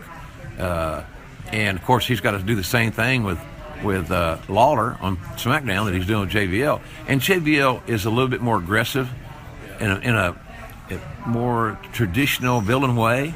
Than Lawler's more wise ashes, and a cutting. But I mean, Jerry could be a phenomenal villain, as good as anybody has ever done it, right. In the ring or at the announce desk. But I think that as time goes on, we'll see Lawler having more fun with Byron. And then now the key for Byron's got to respond. Even though Jerry's a senior member of the team, he's a Hall of Fame guy, and he's one of the legendary figures of wrestling of all time, Byron's got to defend Byron. And his point, not necessarily defend Byron as much as it's defending his point of view and his philosophy of representing the positive side, the protagonist, basically, without being a bandwagon fanboy. Right. So, but I think that's coming along. I like Byron. I think he's going to do well. And again, I think the only issue with him is that it's the three-man booths are challenging. Not my favorite deal. I've worked plenty of them in football and in wrestling. What I find in my experience is that when you got three guys in the booth, everybody seems compelled to talk. So if announcer A talks, then B and C feel like they have to talk. Yeah. Not necessarily always true. Right. And the other thing is that they have to continue to, not these guys, but any three-man team. You're not being paid by the word. And if you're doing TV, let the pitchers sometimes speak for themselves and then go from there. But the three-man booth's a challenge to start with. And I think all those three-man booths, because you got that wild card in Byron on Raw and on SmackDown, and get him. How do we get him more involved? And I thought, again, as I said, WrestleMania, they took a positive step in that regard, thanks to JBL. And then Michael Cole, too, laid out, let them do their thing. And then Cole was always ready to get right back in when there was a near fall or something that needed to be documented verbally. Yeah. So he's done a good job there, kind of directing traffic, for lack of a better term. Sure. And then we'll see how Morrow does with Lawler and Byron, because Morrow is now, he's got to call the matches, but he's also got to be a facilitator to some degree between the quote-unquote heel broadcaster in Lawler and the protagonist broadcaster in Byron. Right. So it's a tough job, man. To work in WWE as a broadcaster is challenging for many reasons, notwithstanding the fact that they have a lot of agendas to address. What's trending? What's on the network? Right. what's selling at WWE Shop, what's coming up next week, what's the sponsorship content. They have a lot of things to throw out there. And plus, when you're calling the match, there's also someone in your ear, right? So of course, yeah. Well, that's in any same thing. On one of my best friends is the Lance. Oh God, that's the most senior moments. Lance Barrow. Well, let's put it this way: I have a friend that's a producer for CBS football. He does CBS football, and he produces Jim Nance and Phil Simms. And he also produces golf.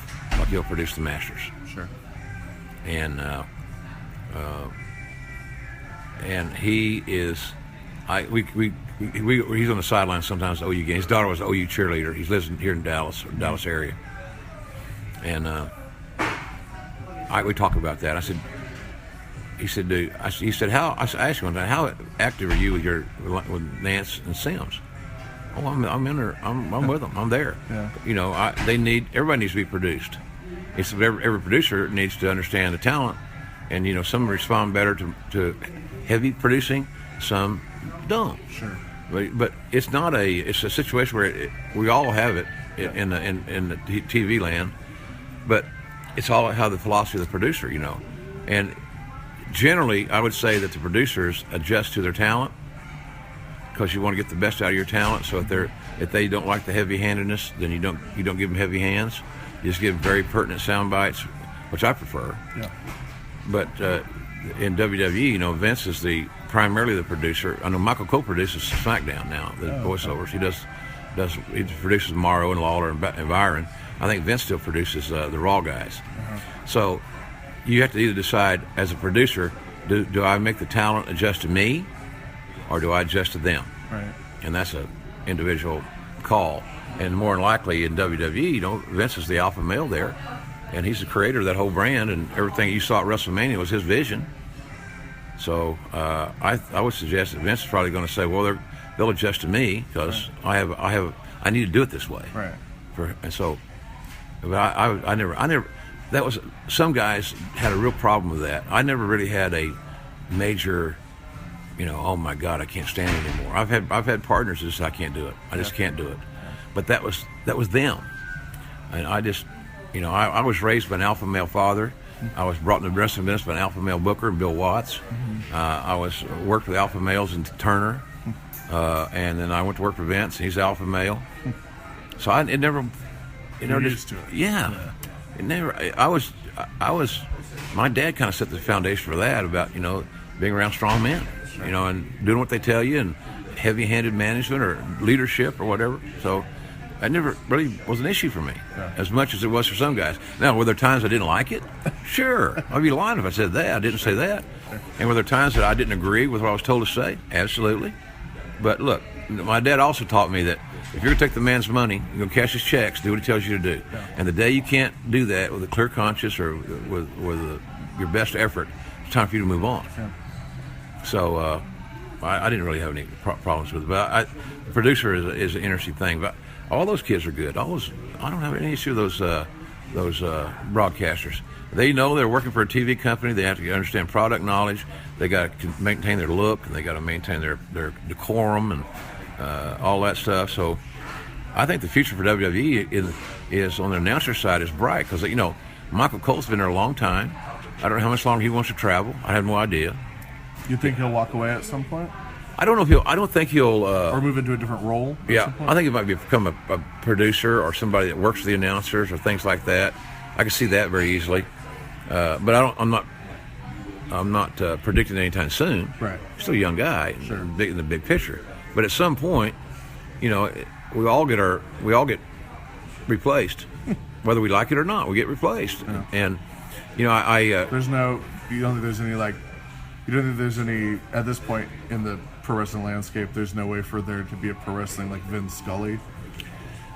Well, it depends on what management wants. Okay. Vince Scully's around because the Dodgers love him, right? And their fan base has loved him, and the Dodger management then respects the fan base. Sure. And Vince Scully don't go on the road, right? He doesn't even do whole. He doesn't go on the road anymore. And he doesn't even do whole games. He does whole games. Well, I mean, he'll take I think maybe it takes. No, on the radio, I'm pretty sure he calls the whole game. He might take 3 off. I don't know. I heard that he takes off a few innings a game just to, Yeah. but whatever. Yeah. He's doing home games, let's say, Right. and the management recognizes that their fan base loves him. Sure. He's an institution, and so I think he'll have the job as long as he chooses to get in his car and drive the stadium, as he should. Right. But Vince is a unique guy. He likes young, likes youth, likes vibrance, and I think that as long as he's as long as he's the head guy, that there'll always be some. They'll always have young, fresh faces because they're trying to. They want to be.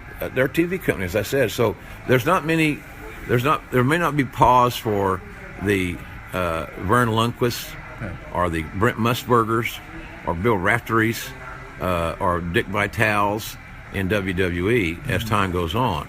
But that's a corporate decision. I can assure you that there are people in ESPN that are contemplating. There's some in ESPN, I will guarantee you, that are trying to figure out how do we get Vitale and Musburger off the air. They're over 70. And I heard them call the Oklahoma-Kansas game this year at Kansas one of the best college basketball games I've ever seen, and my team lost. So that loss didn't kill them. Right. They made it to the Final Four. They got blown out, but they made it to the Final Four. But those two guys, the combined age of over 140, did a hell of a job. Yeah. They're storytellers. Yeah. And they love the game, they feel the game, and they express such on their broadcast. So, but I don't think in the WWE you're going to find any old JR is not going to probably, I had 21 years there. And so I don't know you'll find guys that go way beyond that to where they're getting their 60s and they're still announcing. I just know that WWE's geared for that. Rightly or wrongly, it's what it is.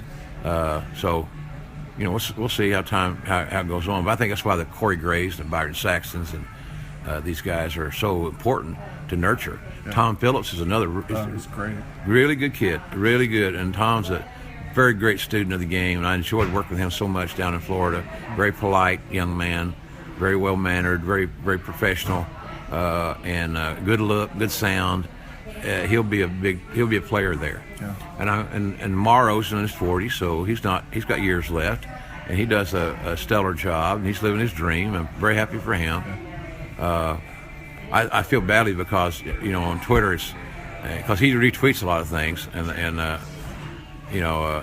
I'm sure he's probably getting tired of seeing that you're the best since JR, or you're the best. You remind me of JR type thing. Well, Morrow's Morrow, JR's JR, and more power to him, man. I'm so happy that he's there and he's doing what he's doing.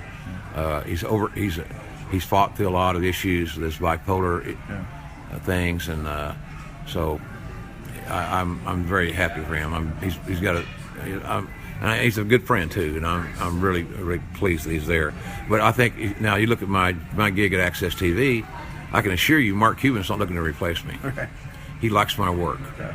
He's told me that, and I've never met him, but I've gotten communication from him and I didn't know he even watched it, but apparently he's starting to watch it, and he likes what we're doing. That's great. And and that's important. And their staff, their executive producer Daryl Ewalt, the president of Access Fights, Andrew Simon, they're just wonderful supporters of what I do. And then I got a young partner, 30-something-year-old Josh Barnett. Yeah. We got a lot of time together. We're gonna, our goal. We're both competitive. He's still an active fighter. Yeah. And I'm a competitive guy. And I know sometimes competitiveness can be mistaken for egotism. Yeah. And maybe there's some of that there. I'm not going to deny that either. But we want to be the best two-man broadcast team in the genre. Yeah. And so that's our goal. Whether we accomplish it or not remains to be seen, but that's the journey we're taking. Sure. And to build that brand. And I think that in time, hopefully the Access relationship with TV Asahi and New Japan will continue to grow and evolve, and we'll be able to do more things. Hey, I would love to go in August with Josh and I to go to Japan and do the G1 tournament. That'd be great. 3 nights in a row. Yeah. Do it live back to the States, and it'd be the middle of the night, but then Access could replay it Sure. in a prime time slot later today, same day, Yeah. but better time slot. But I don't know if that's something that's me booking. Right. That's me trying to book a trip, right? Sure. But I've been asked that. Would you be willing? Of course, absolutely. Nice. Can you do 3 nights in a row? Yeah, I can do 3 nights in a row. I'm not wrestling. I'm talking. Yeah. So yeah, heck yeah. So that's things like that we want to do, and I think once you'd hear a little different presentation. I know you would from me when we're live, because it's just automatic. You're there. There's no net. There's adrenaline, and we got it. That's naturally created. When I get into the voiceover booth, like we do in L.A. now for these shows, you got to play upon your passion and your experience, and try to replicate authenticity, realness. We're there, even though we never say we're there. Yeah. But that's a little bit more challenging for some guys. I've done so many voiceover matches back in WCW days. Sometimes I did the same match 6 or 8 times in a week because they had different sources, different places they went. Yeah. And you just got to get used to it. Sure. So when I get my headset on, I can turn the levels up to where it's a little bit loud, and we've got the visual, the beautiful new. When I started doing voiceovers, the monitor's like the size of my iPad, small. Right. Now we got a monitor, it's like a big screen TV. Right. And the HD sound is, so I can really replicate my feel, my look, and everything in the voiceover booth. So I think we're going to do fine in that way. So, but the point was, I digress. But the point is that WWE's management likes youth and young. Nothing wrong with that. I also think there's a place for guys like me in the business. And I found that now with Mark Cuban and Access TV, and I'm glad we found each other. Yeah. And I would never even got back into it. If Morrow hadn't gone to WWE and that spot opened up, I would still be, I'd be doing what I'm doing, but I wouldn't be doing that. Right. So I'm glad to be back in that. I'm doing boxing. My first boxing event on CBS Sports Net is Saturday night, April the 16th, from Las Vegas. Oh, great. And that's live TV. Yep. Live TV, man. And it's a combat sport, and I'm excited about doing that because now I can get away from my wrestling shadow, step out of the shadow into the light of a new venture. Right. And I firmly believe, if I'm the broadcaster that I want to be, and I think that I am, I should be able to prepare and then let my natural instincts take me to where we need to go when we're doing boxing. Again, it'll be the same thing. They got to make good music. You got to fight now. You got to engage. If you engage, I can help you. If it's all posturing and the occasional jab here and there, and nobody wants to get hit, I can't make that music sound great. Right. So I'm excited about that. And again, CBS Sportsnet they believe that I can do that. Yeah. And they have some decision makers that were big wrestling fans. My work when they were younger. Right. So I'm not going to let them down. We're gonna have some fun with that deal. So Great. I'm excited about that too. Well, thank you so much for taking the time. Is there anything that you want to tell the fans before you go? Well, I hope that they will check out our Fight app, FITE, and I used that app long before I became a part owner, and I really believed in it. And when they asked me to become a spokesman, and then I wasn't going to do it unless I understood the app, unless I used the app. I didn't want to make a blind promotional endorsement unless I was all in. Sure. And what we've done here, which I think the wrestling fans, boxing fans, and MMA fans are going to appreciate, is that we're giving a lot of smaller promotions a platform to expose their product to a much bigger audience than they heretofore would have had been able to do. Sure. We've got over 15 million downloads of our app already. And if you got Wi-Fi and a smart device of any kind, you're in. That's all you need. Yeah. And we have a big free zone where you can watch all kinds of independent wrestling. And so the key to any success, whether you be WWE or UWF or USC, I'm sorry, WWE, USC, or any other entity, is the creation of new stars. And I'm a firm believer that some of those new stars are going to come from the smaller organizations. Absolutely. And so it's one of those things where if you download our app and you watch some of these smaller events, as a fan, you're going to be able to see guys that are, hey, that guy's pretty good. I want to, whether no matter the genre. So I think we were able to help facilitate bigger exposure for these talents and these smaller companies. And the great thing about the app is free, and we have a lot of free content. But we also have some smaller pay-per-views that are affordable. So, I think it's really a cool thing, and I like the fact that we're able to help a lot of promotions, even big promotions. We're trying to work with major promotions too, to be able to get some of their product, or at least facilitate you watching their product. Right. Here's what I like about it. If I'm in my hotel right now, here, and I got Wi-Fi, there's nothing I can't watch. Right. I got a smart device on my phone. I got a smart device on my iPad, and I got Wi-Fi in the hotel. Yeah. So no matter where I go, if those two constants are in place, I'm in. Yeah. I'm reconnected. I can watch for example, any of the Evolve shows, the Shimmer shows from this weekend. Yeah. On Video on Demand on our app, I can go watch it. Yeah. If I want to watch wrestling this afternoon, I can watch it. Yeah. And there's free stuff. There's a lot of independent promotions that are doing little TV shows that we're going to create a place for them to have their TV show air on our free zones.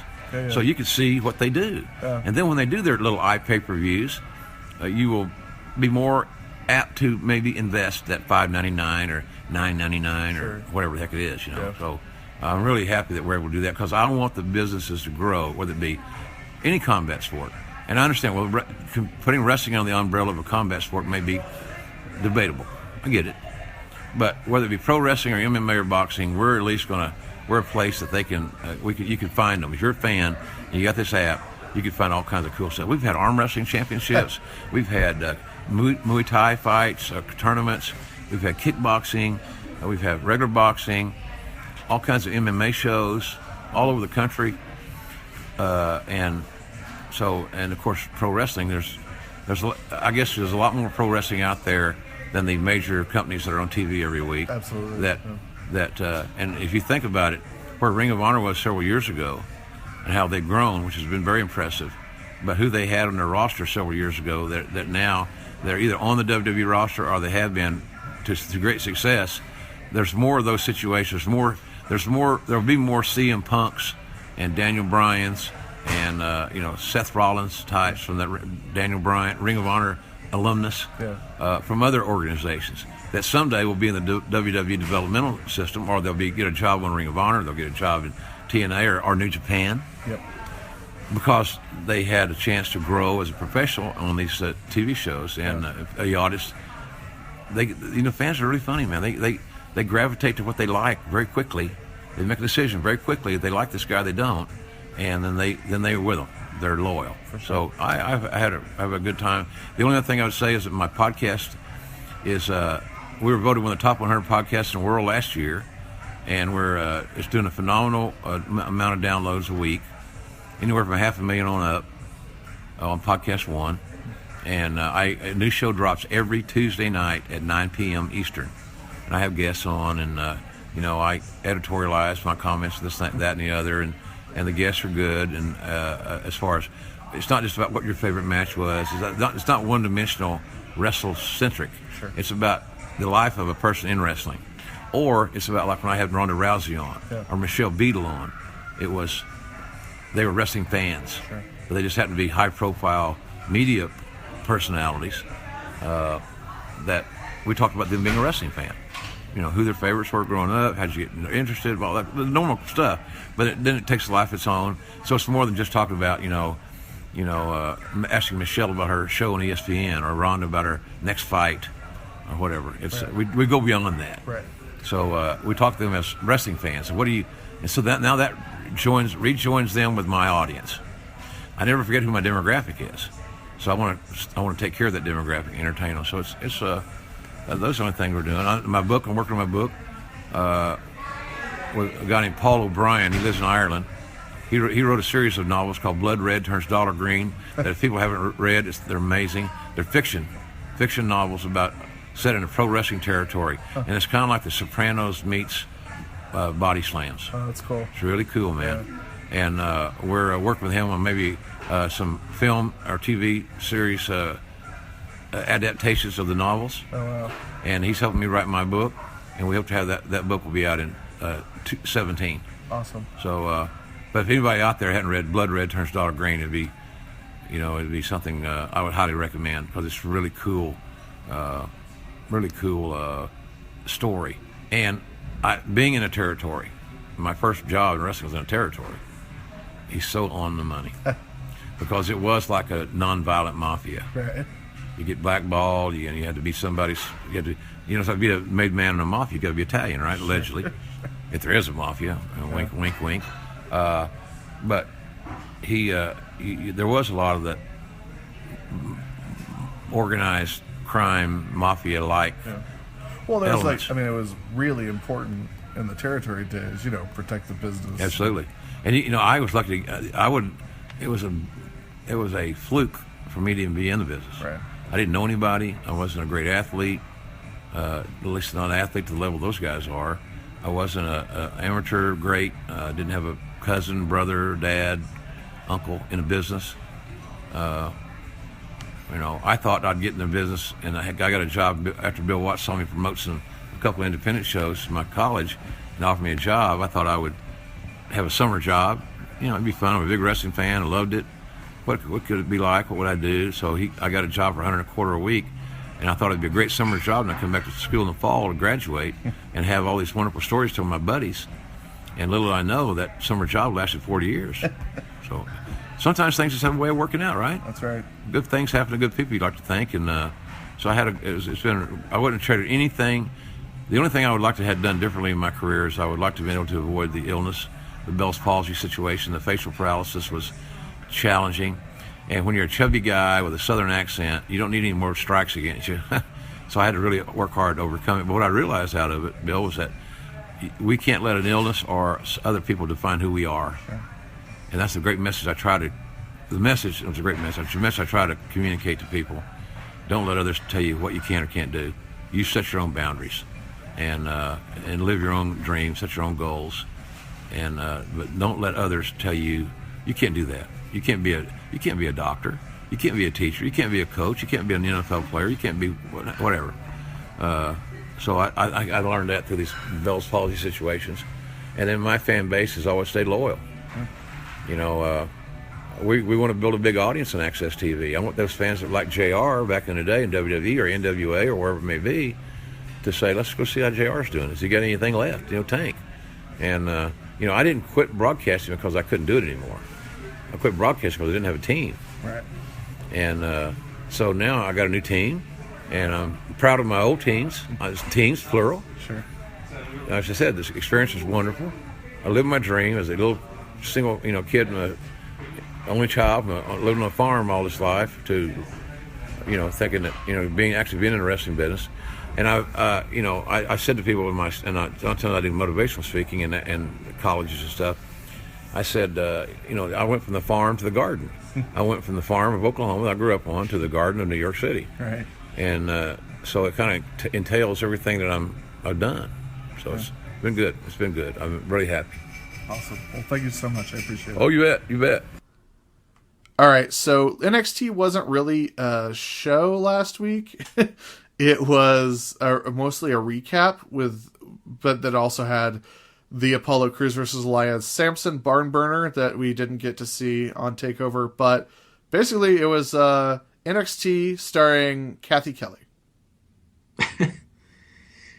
Yeah, I think I spent more time fast forwarding during NXT than I did anything. Yeah. Did you have any thoughts about the Apollo Crews versus Elias Samson match? It was a match. Yeah, it sure was. Sure was a match. Nothing wrong with it, but that and the two matches Crews has had at on Raw so far just kind of reminded me like he's not quite there. Mm-hmm. But he probably has a better chance of getting over on Raw than he does at NXT at this point, just because of the lack of depth in his character is so much more noticeable on NXT than it is on Raw. I mean, that could be changing now if more shows are like Mondays, because really we didn't even talk about him from just in the Raw recap, and so he already was kind of an afterthought. Yeah, it's just because he's not in any storylines. I mean, there's yeah. So they just have to figure out the right thing for him. I mean, he's impressive in the ring, but it's pretty much the same match every time. So we'll see. So for people who don't know, Kathy Kelly, who was basically the host of this episode of NXT, she's a longtime AfterBuzz host. She hosted the Raw and NXT shows. And after she left, I've taken one of the spots on the NXT panel over at AfterBuzz. So we get together and we watch NXT every week, and then we do an after show on it. And it was super bizarre to be in the AfterBuzz studio watching an episode of NXT that was basically Kathy Kelly on TV doing an after show of TakeOver. So it was a really bizarre thing to sit there and watch, like, oh, this is Kathy doing an after show of a show that we have to do an after show for. It was very, very strange. But very neat. Super happy for Kathy. Really excited. I'm hoping to get her on Rudo Radio very soon. So, get in on the ground floor of Kathy Kelly, because she's extremely talented. She's going to be your new favorite backstage interviewer and social media person. She's going to be our generation's Renee Young. There is a lot of broadcast and backstage talent. Yeah, in WWE right now. Yeah, tons of talent. As Jim Ross just talked about. You know, the future's bright on the broadcasting side for WWE. Possibly the biggest news of the entire week, Mark, is that Prince Puma spoke. He did. I lost my shit. When he said the word me, I was like, oh, holy fuck. It happened. Holy shit. It took me like half a second. Like, it just kind of took a beat. And then I was like, wait a second. He doesn't do that. Like, when he walked up, I was like, oh, damn. And then, like, he said me. And I was like, oh, damn. Holy shit. So like, wild. Even leaving aside the him speaking thing, like, that trios team. Oh, my God. Puma, Mysterio, Dragon Azteca Jr. Like, I want to watch them. I want to watch them right now. I want to watch them all the time. Yeah. When do I get to watch them? They're going to wreck some shit, for sure. It's going to be awesome. And we get to watch that this week, so that's very exciting. Oh, good. I was hoping I didn't have to wait too long for that, so.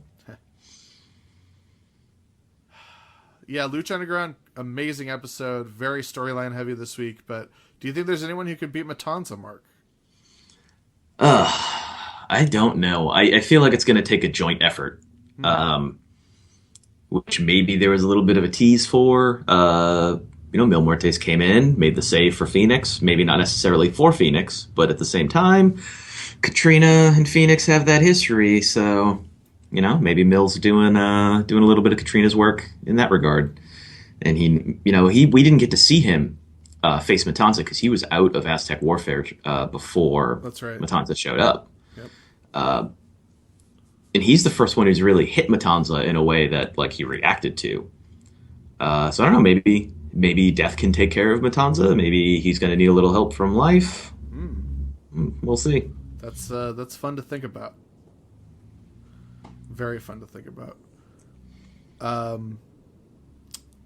Like Lucha Underground is great. You should be watching it. But Prince Puma spoke. That's the important thing, and we'll talk about next week. We'll talk about the Rey Mysterio, Dragon Azteca, Prince Puma trios match that's almost certain to knock our socks off. Yes, hopefully we were talking about that at length because I am hyped. I don't know, 7 or 8 mojos for that. Oh wow. You should consult a doctor if that lasts longer than 4 hours. Well, the episode's not airing until later. So. Oh no! Oh god, no. The last thing that we're going to touch on this week is reportedly now. I don't think anyone's going to be very surprised to hear that my favorite show on television is Total Divas, and reportedly there are some big changes coming. The report is that there's going to be some cast changes, that Alicia Fox, Mandy Rose, and Rosa Mendez will be gone as permanent cast members, just like everyone else, like Summer Rae or like JoJo or like Naomi, like they'll pop up from time to time, or like Cameron, like they'll pop up from time to time, but they're not going to be like focal points of the show, like with storylines with cameras at their houses and stuff. The rumor is, or the reports state, that the new cast members will be taking the place of those three. Naomi will be rejoining the cast, and then we will also get Renee Young, who lives in Las Vegas with Dean Ambrose. We will get Lana, who is, of course, preparing for her wedding to Rusev. And we will get Maurice, who is married to The Miz. So, in one fell swoop, we're getting Naomi back, which means more John Uso amazingness. He's really great on the show, and Naomi's great on the show. I love Naomi. But we're getting Lana and Rusev. We're getting Dean Ambrose and Renee Young, and we're getting The Miz on Total Divas. So, wow. Season 6 of Total Divas is going to be amazing. I was sad to see, Alicia Fox is going to be on. Like, I missed it the first time. I must have been in denial. Like, I know what Rosa must be leaving because, like, hey, did she have a baby yet, or is she having the baby? She's had a baby. I mean, like, she's pregnant on season 5, but she has had her baby. Yeah. Okay. So I assume that just has to do with, like, hey, it's probably easier to raise a baby when there's not cameras around. Right. But Alicia Fox leaving, they've made up for it. I accept their apology in the form of The Miz and Ambrose and Renee Young and Maurice. Yeah, I'm gonna miss Foxy because she's awesome, and she's also, like, on the show she's like super crazy and unpredictable. But it's gonna be a little bit weird to see how they handle that, because it's really firmly established on Total Divas that her and Paige are like best friends. So it's going to be interesting to see, like, how they don't show Alicia Fox but still feature Paige. Well, maybe Alicia Fox will still be on it a lot. I'm sure, yeah. But only with Paige, basically. Right. And the other major piece of news that just happened is that just a few days after WWE unveiled the women's title and rechristened the division the women's division, and Stephanie McMahon announced that the Divas term is no longer in use, it's a thing of the past, WWE filed for a trademark on the term Total Bellas. And the trademark and patent office filing states that it's for use with merchandising and also for reality television programming. And so it now, season 6, it's already been established that they will be dealing with Brie Bella's retirement. So that's going to be a storyline that's going to play out on Total Divas as opposed to on WWE television, because Brie Bella did retire, but they haven't acknowledged it or anything. So the show might be renamed Total Bellas for season 6, but it also might be a spinoff. There might be a different show, because Brie's out of wrestling now, and Nikki very well could potentially be out of wrestling due to her neck injury. There were some reports that indicated that this neck injury might prohibit her from making a full-time return to the ring, if at all. Mm-hmm. So maybe they'll just have their own, like, standalone television show. But there is a chance that Total Divas will conform to the No Divas talking point. I mean, why make a reality show if you're not going to make reality show spinoffs? That's the really entire good point. Yeah, that's a very good point. I think that Natty and TJ should have their spinoff show, because, like, it would just be, like, super infuriating all the time, but then also TJ would be there, like, being a good sport about stuff. I would watch a whole, like, Neidhart's show. Yeah, yeah. If they just put it on the network or whatever, like they're doing with the Foleys. Yeah. Like her sister dating wrestlers and getting Biggie in more hot tubs, and Jim just being a weirdo. It'd be something. Also, people really sleep on how nuts Natty's mom is. Like, yeah, I think it's, in comparison to everything surrounding her, it's not. I just think that like, you look at her mom more, and that probably explains Natty a lot. TJ's a saint. Although, TJ is a shithead about stuff from time to time. Like, oh, he is, yeah. Not like Daniel Bryan, but very judgmental Daniel Bryan on Total Divas sometimes. Yep, he's a bit of a narc and a bit of a a jerk sometimes, but like I just saw the Sedona episode. I'm a few behind. Oh yeah, that's a good So episode. he's getting all like preachy about everyone. Yeah, I just liked Bree falling asleep in that relaxation tent, like nodding off. Like she very clearly jolts awake at one point. That's awesome. And also Dean Ambrose laughing at the guy blowing a horn. I am so surprised that Dean Ambrose is going to be on Total Divas like full time now, essentially. Yeah, I'm sure he's not super happy about it, but because he said even in interviews, that's why he doesn't run his Twitter, is because he doesn't want people like paying attention to what he's doing. Yeah. So it's kind of funny. Where it's like, well, Dean, now it's going to be a camera on your girlfriend all the time. Sorry. Well, that's just life. But if they're not renaming Total Divas, and if Total Bellas is going to be a spinoff, like you got Brie, you got Nikki, you got John Cena, you got Daniel Bryan, you got John Laurinaitis, you got JJ, their brother. Oh man, I forgot John Laurinaitis would be there. Yeah. Yeah, you got that's plenty. Like just those two, that's plenty for a show. Especially because like they're the source of like most of the like batshit arguments that happen on the show.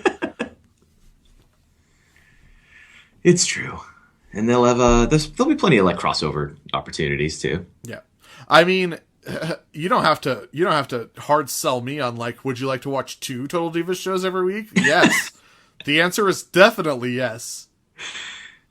Kate is listening to this right now, or at the moment where she's listening to it, and she's like, yeah, I need to find time to fit that in between like Vanderpump Rules and reality Housewives of wherever. So yeah, like just expand Total Divas to 3 hours and make Raw one or 2. I'm into that. That's a lot of Total Divas. I'm down. I'm into it. I mean, it would make my recaps take a really long time, but that's a sacrifice I'm willing to make. You're a true trooper. Thank you. I try. Anything else that we need to cover from this past week of pro wrestling? It was, thank God, it was a bit of a slow week after WrestleMania week. It's amazing. So much happened and there was so much to talk about, but it doesn't feel like it just because the week before it was so ridiculous. Yeah. And thanks to everyone who listened to our 2.5-hour podcast last week. We really appreciate it. We're really happy that Griffin could join us. Like, I had no idea it was going to take that long. Griffin it was shorter than Mania, though. Griffin called it. He was like, what are we going to do, like 2.5 hours? I'm like, no, we've never gone past like an hour and a half before. And then, then it happened. Well, we had 17 shows that we had to cover. Yeah, it was really ridiculous. And, the Performance Center signed like 10 new people, but you can go read about that on CageSideSeats.com. Yeah, that's cool. There have been moments where they signed a bunch of people, and I'm like, okay, where are you going to put them? But they just called up so many people from NXT that it's like, okay, well, I know where you're going to put them now. That's cool. Well, but where do you put all the people on the main roster? Oh, they're injured. Never mind. Yeah, and I guess you can't rely on everyone being healthy at the same time anyway, so... Yeah. At any rate, if they all do get healthy, then you do a brand split. And then everyone gets hurt again, and then you got the same problem on 2 shows. It's crazy. There are 79 people at the Performance Center now. Like, NXT has to do a brand split. They do. Everyone's like, "Oh, is NXT developmental?" And it's like, sort of. Yeah, the Performance Center is developmental. Yeah, like I've started calling NXT the sister promotion of WWE. Yeah, and that's really, Evolve at this point is like step 1. Well, no, the Performance Center step 1, because there's like people who are not ready to get in a wrestling ring at the Performance Center. Yeah, I guess Performance Center has a mix of the people who have never done a thing. Yeah, the Performance Center is the rookie league, and Evolve is the Arizona Fall League. There you go. Yeah, that's baseball terminology, everybody. Thanks for joining us. At any rate, too much to talk about. Go check out CageSideSeats.com for all of your wrestling needs. SBNation.com/wrestling has things as well. Thank you so much for listening to us. Thanks to JW Friedman for the awesome theme song that we love very much. You can follow him on Twitter at Satellite High. You can follow me on Twitter at Sundown Motel. Mark, where can people find you? Mark_Normandin on Twitter. Hooray. That's where you find Mark.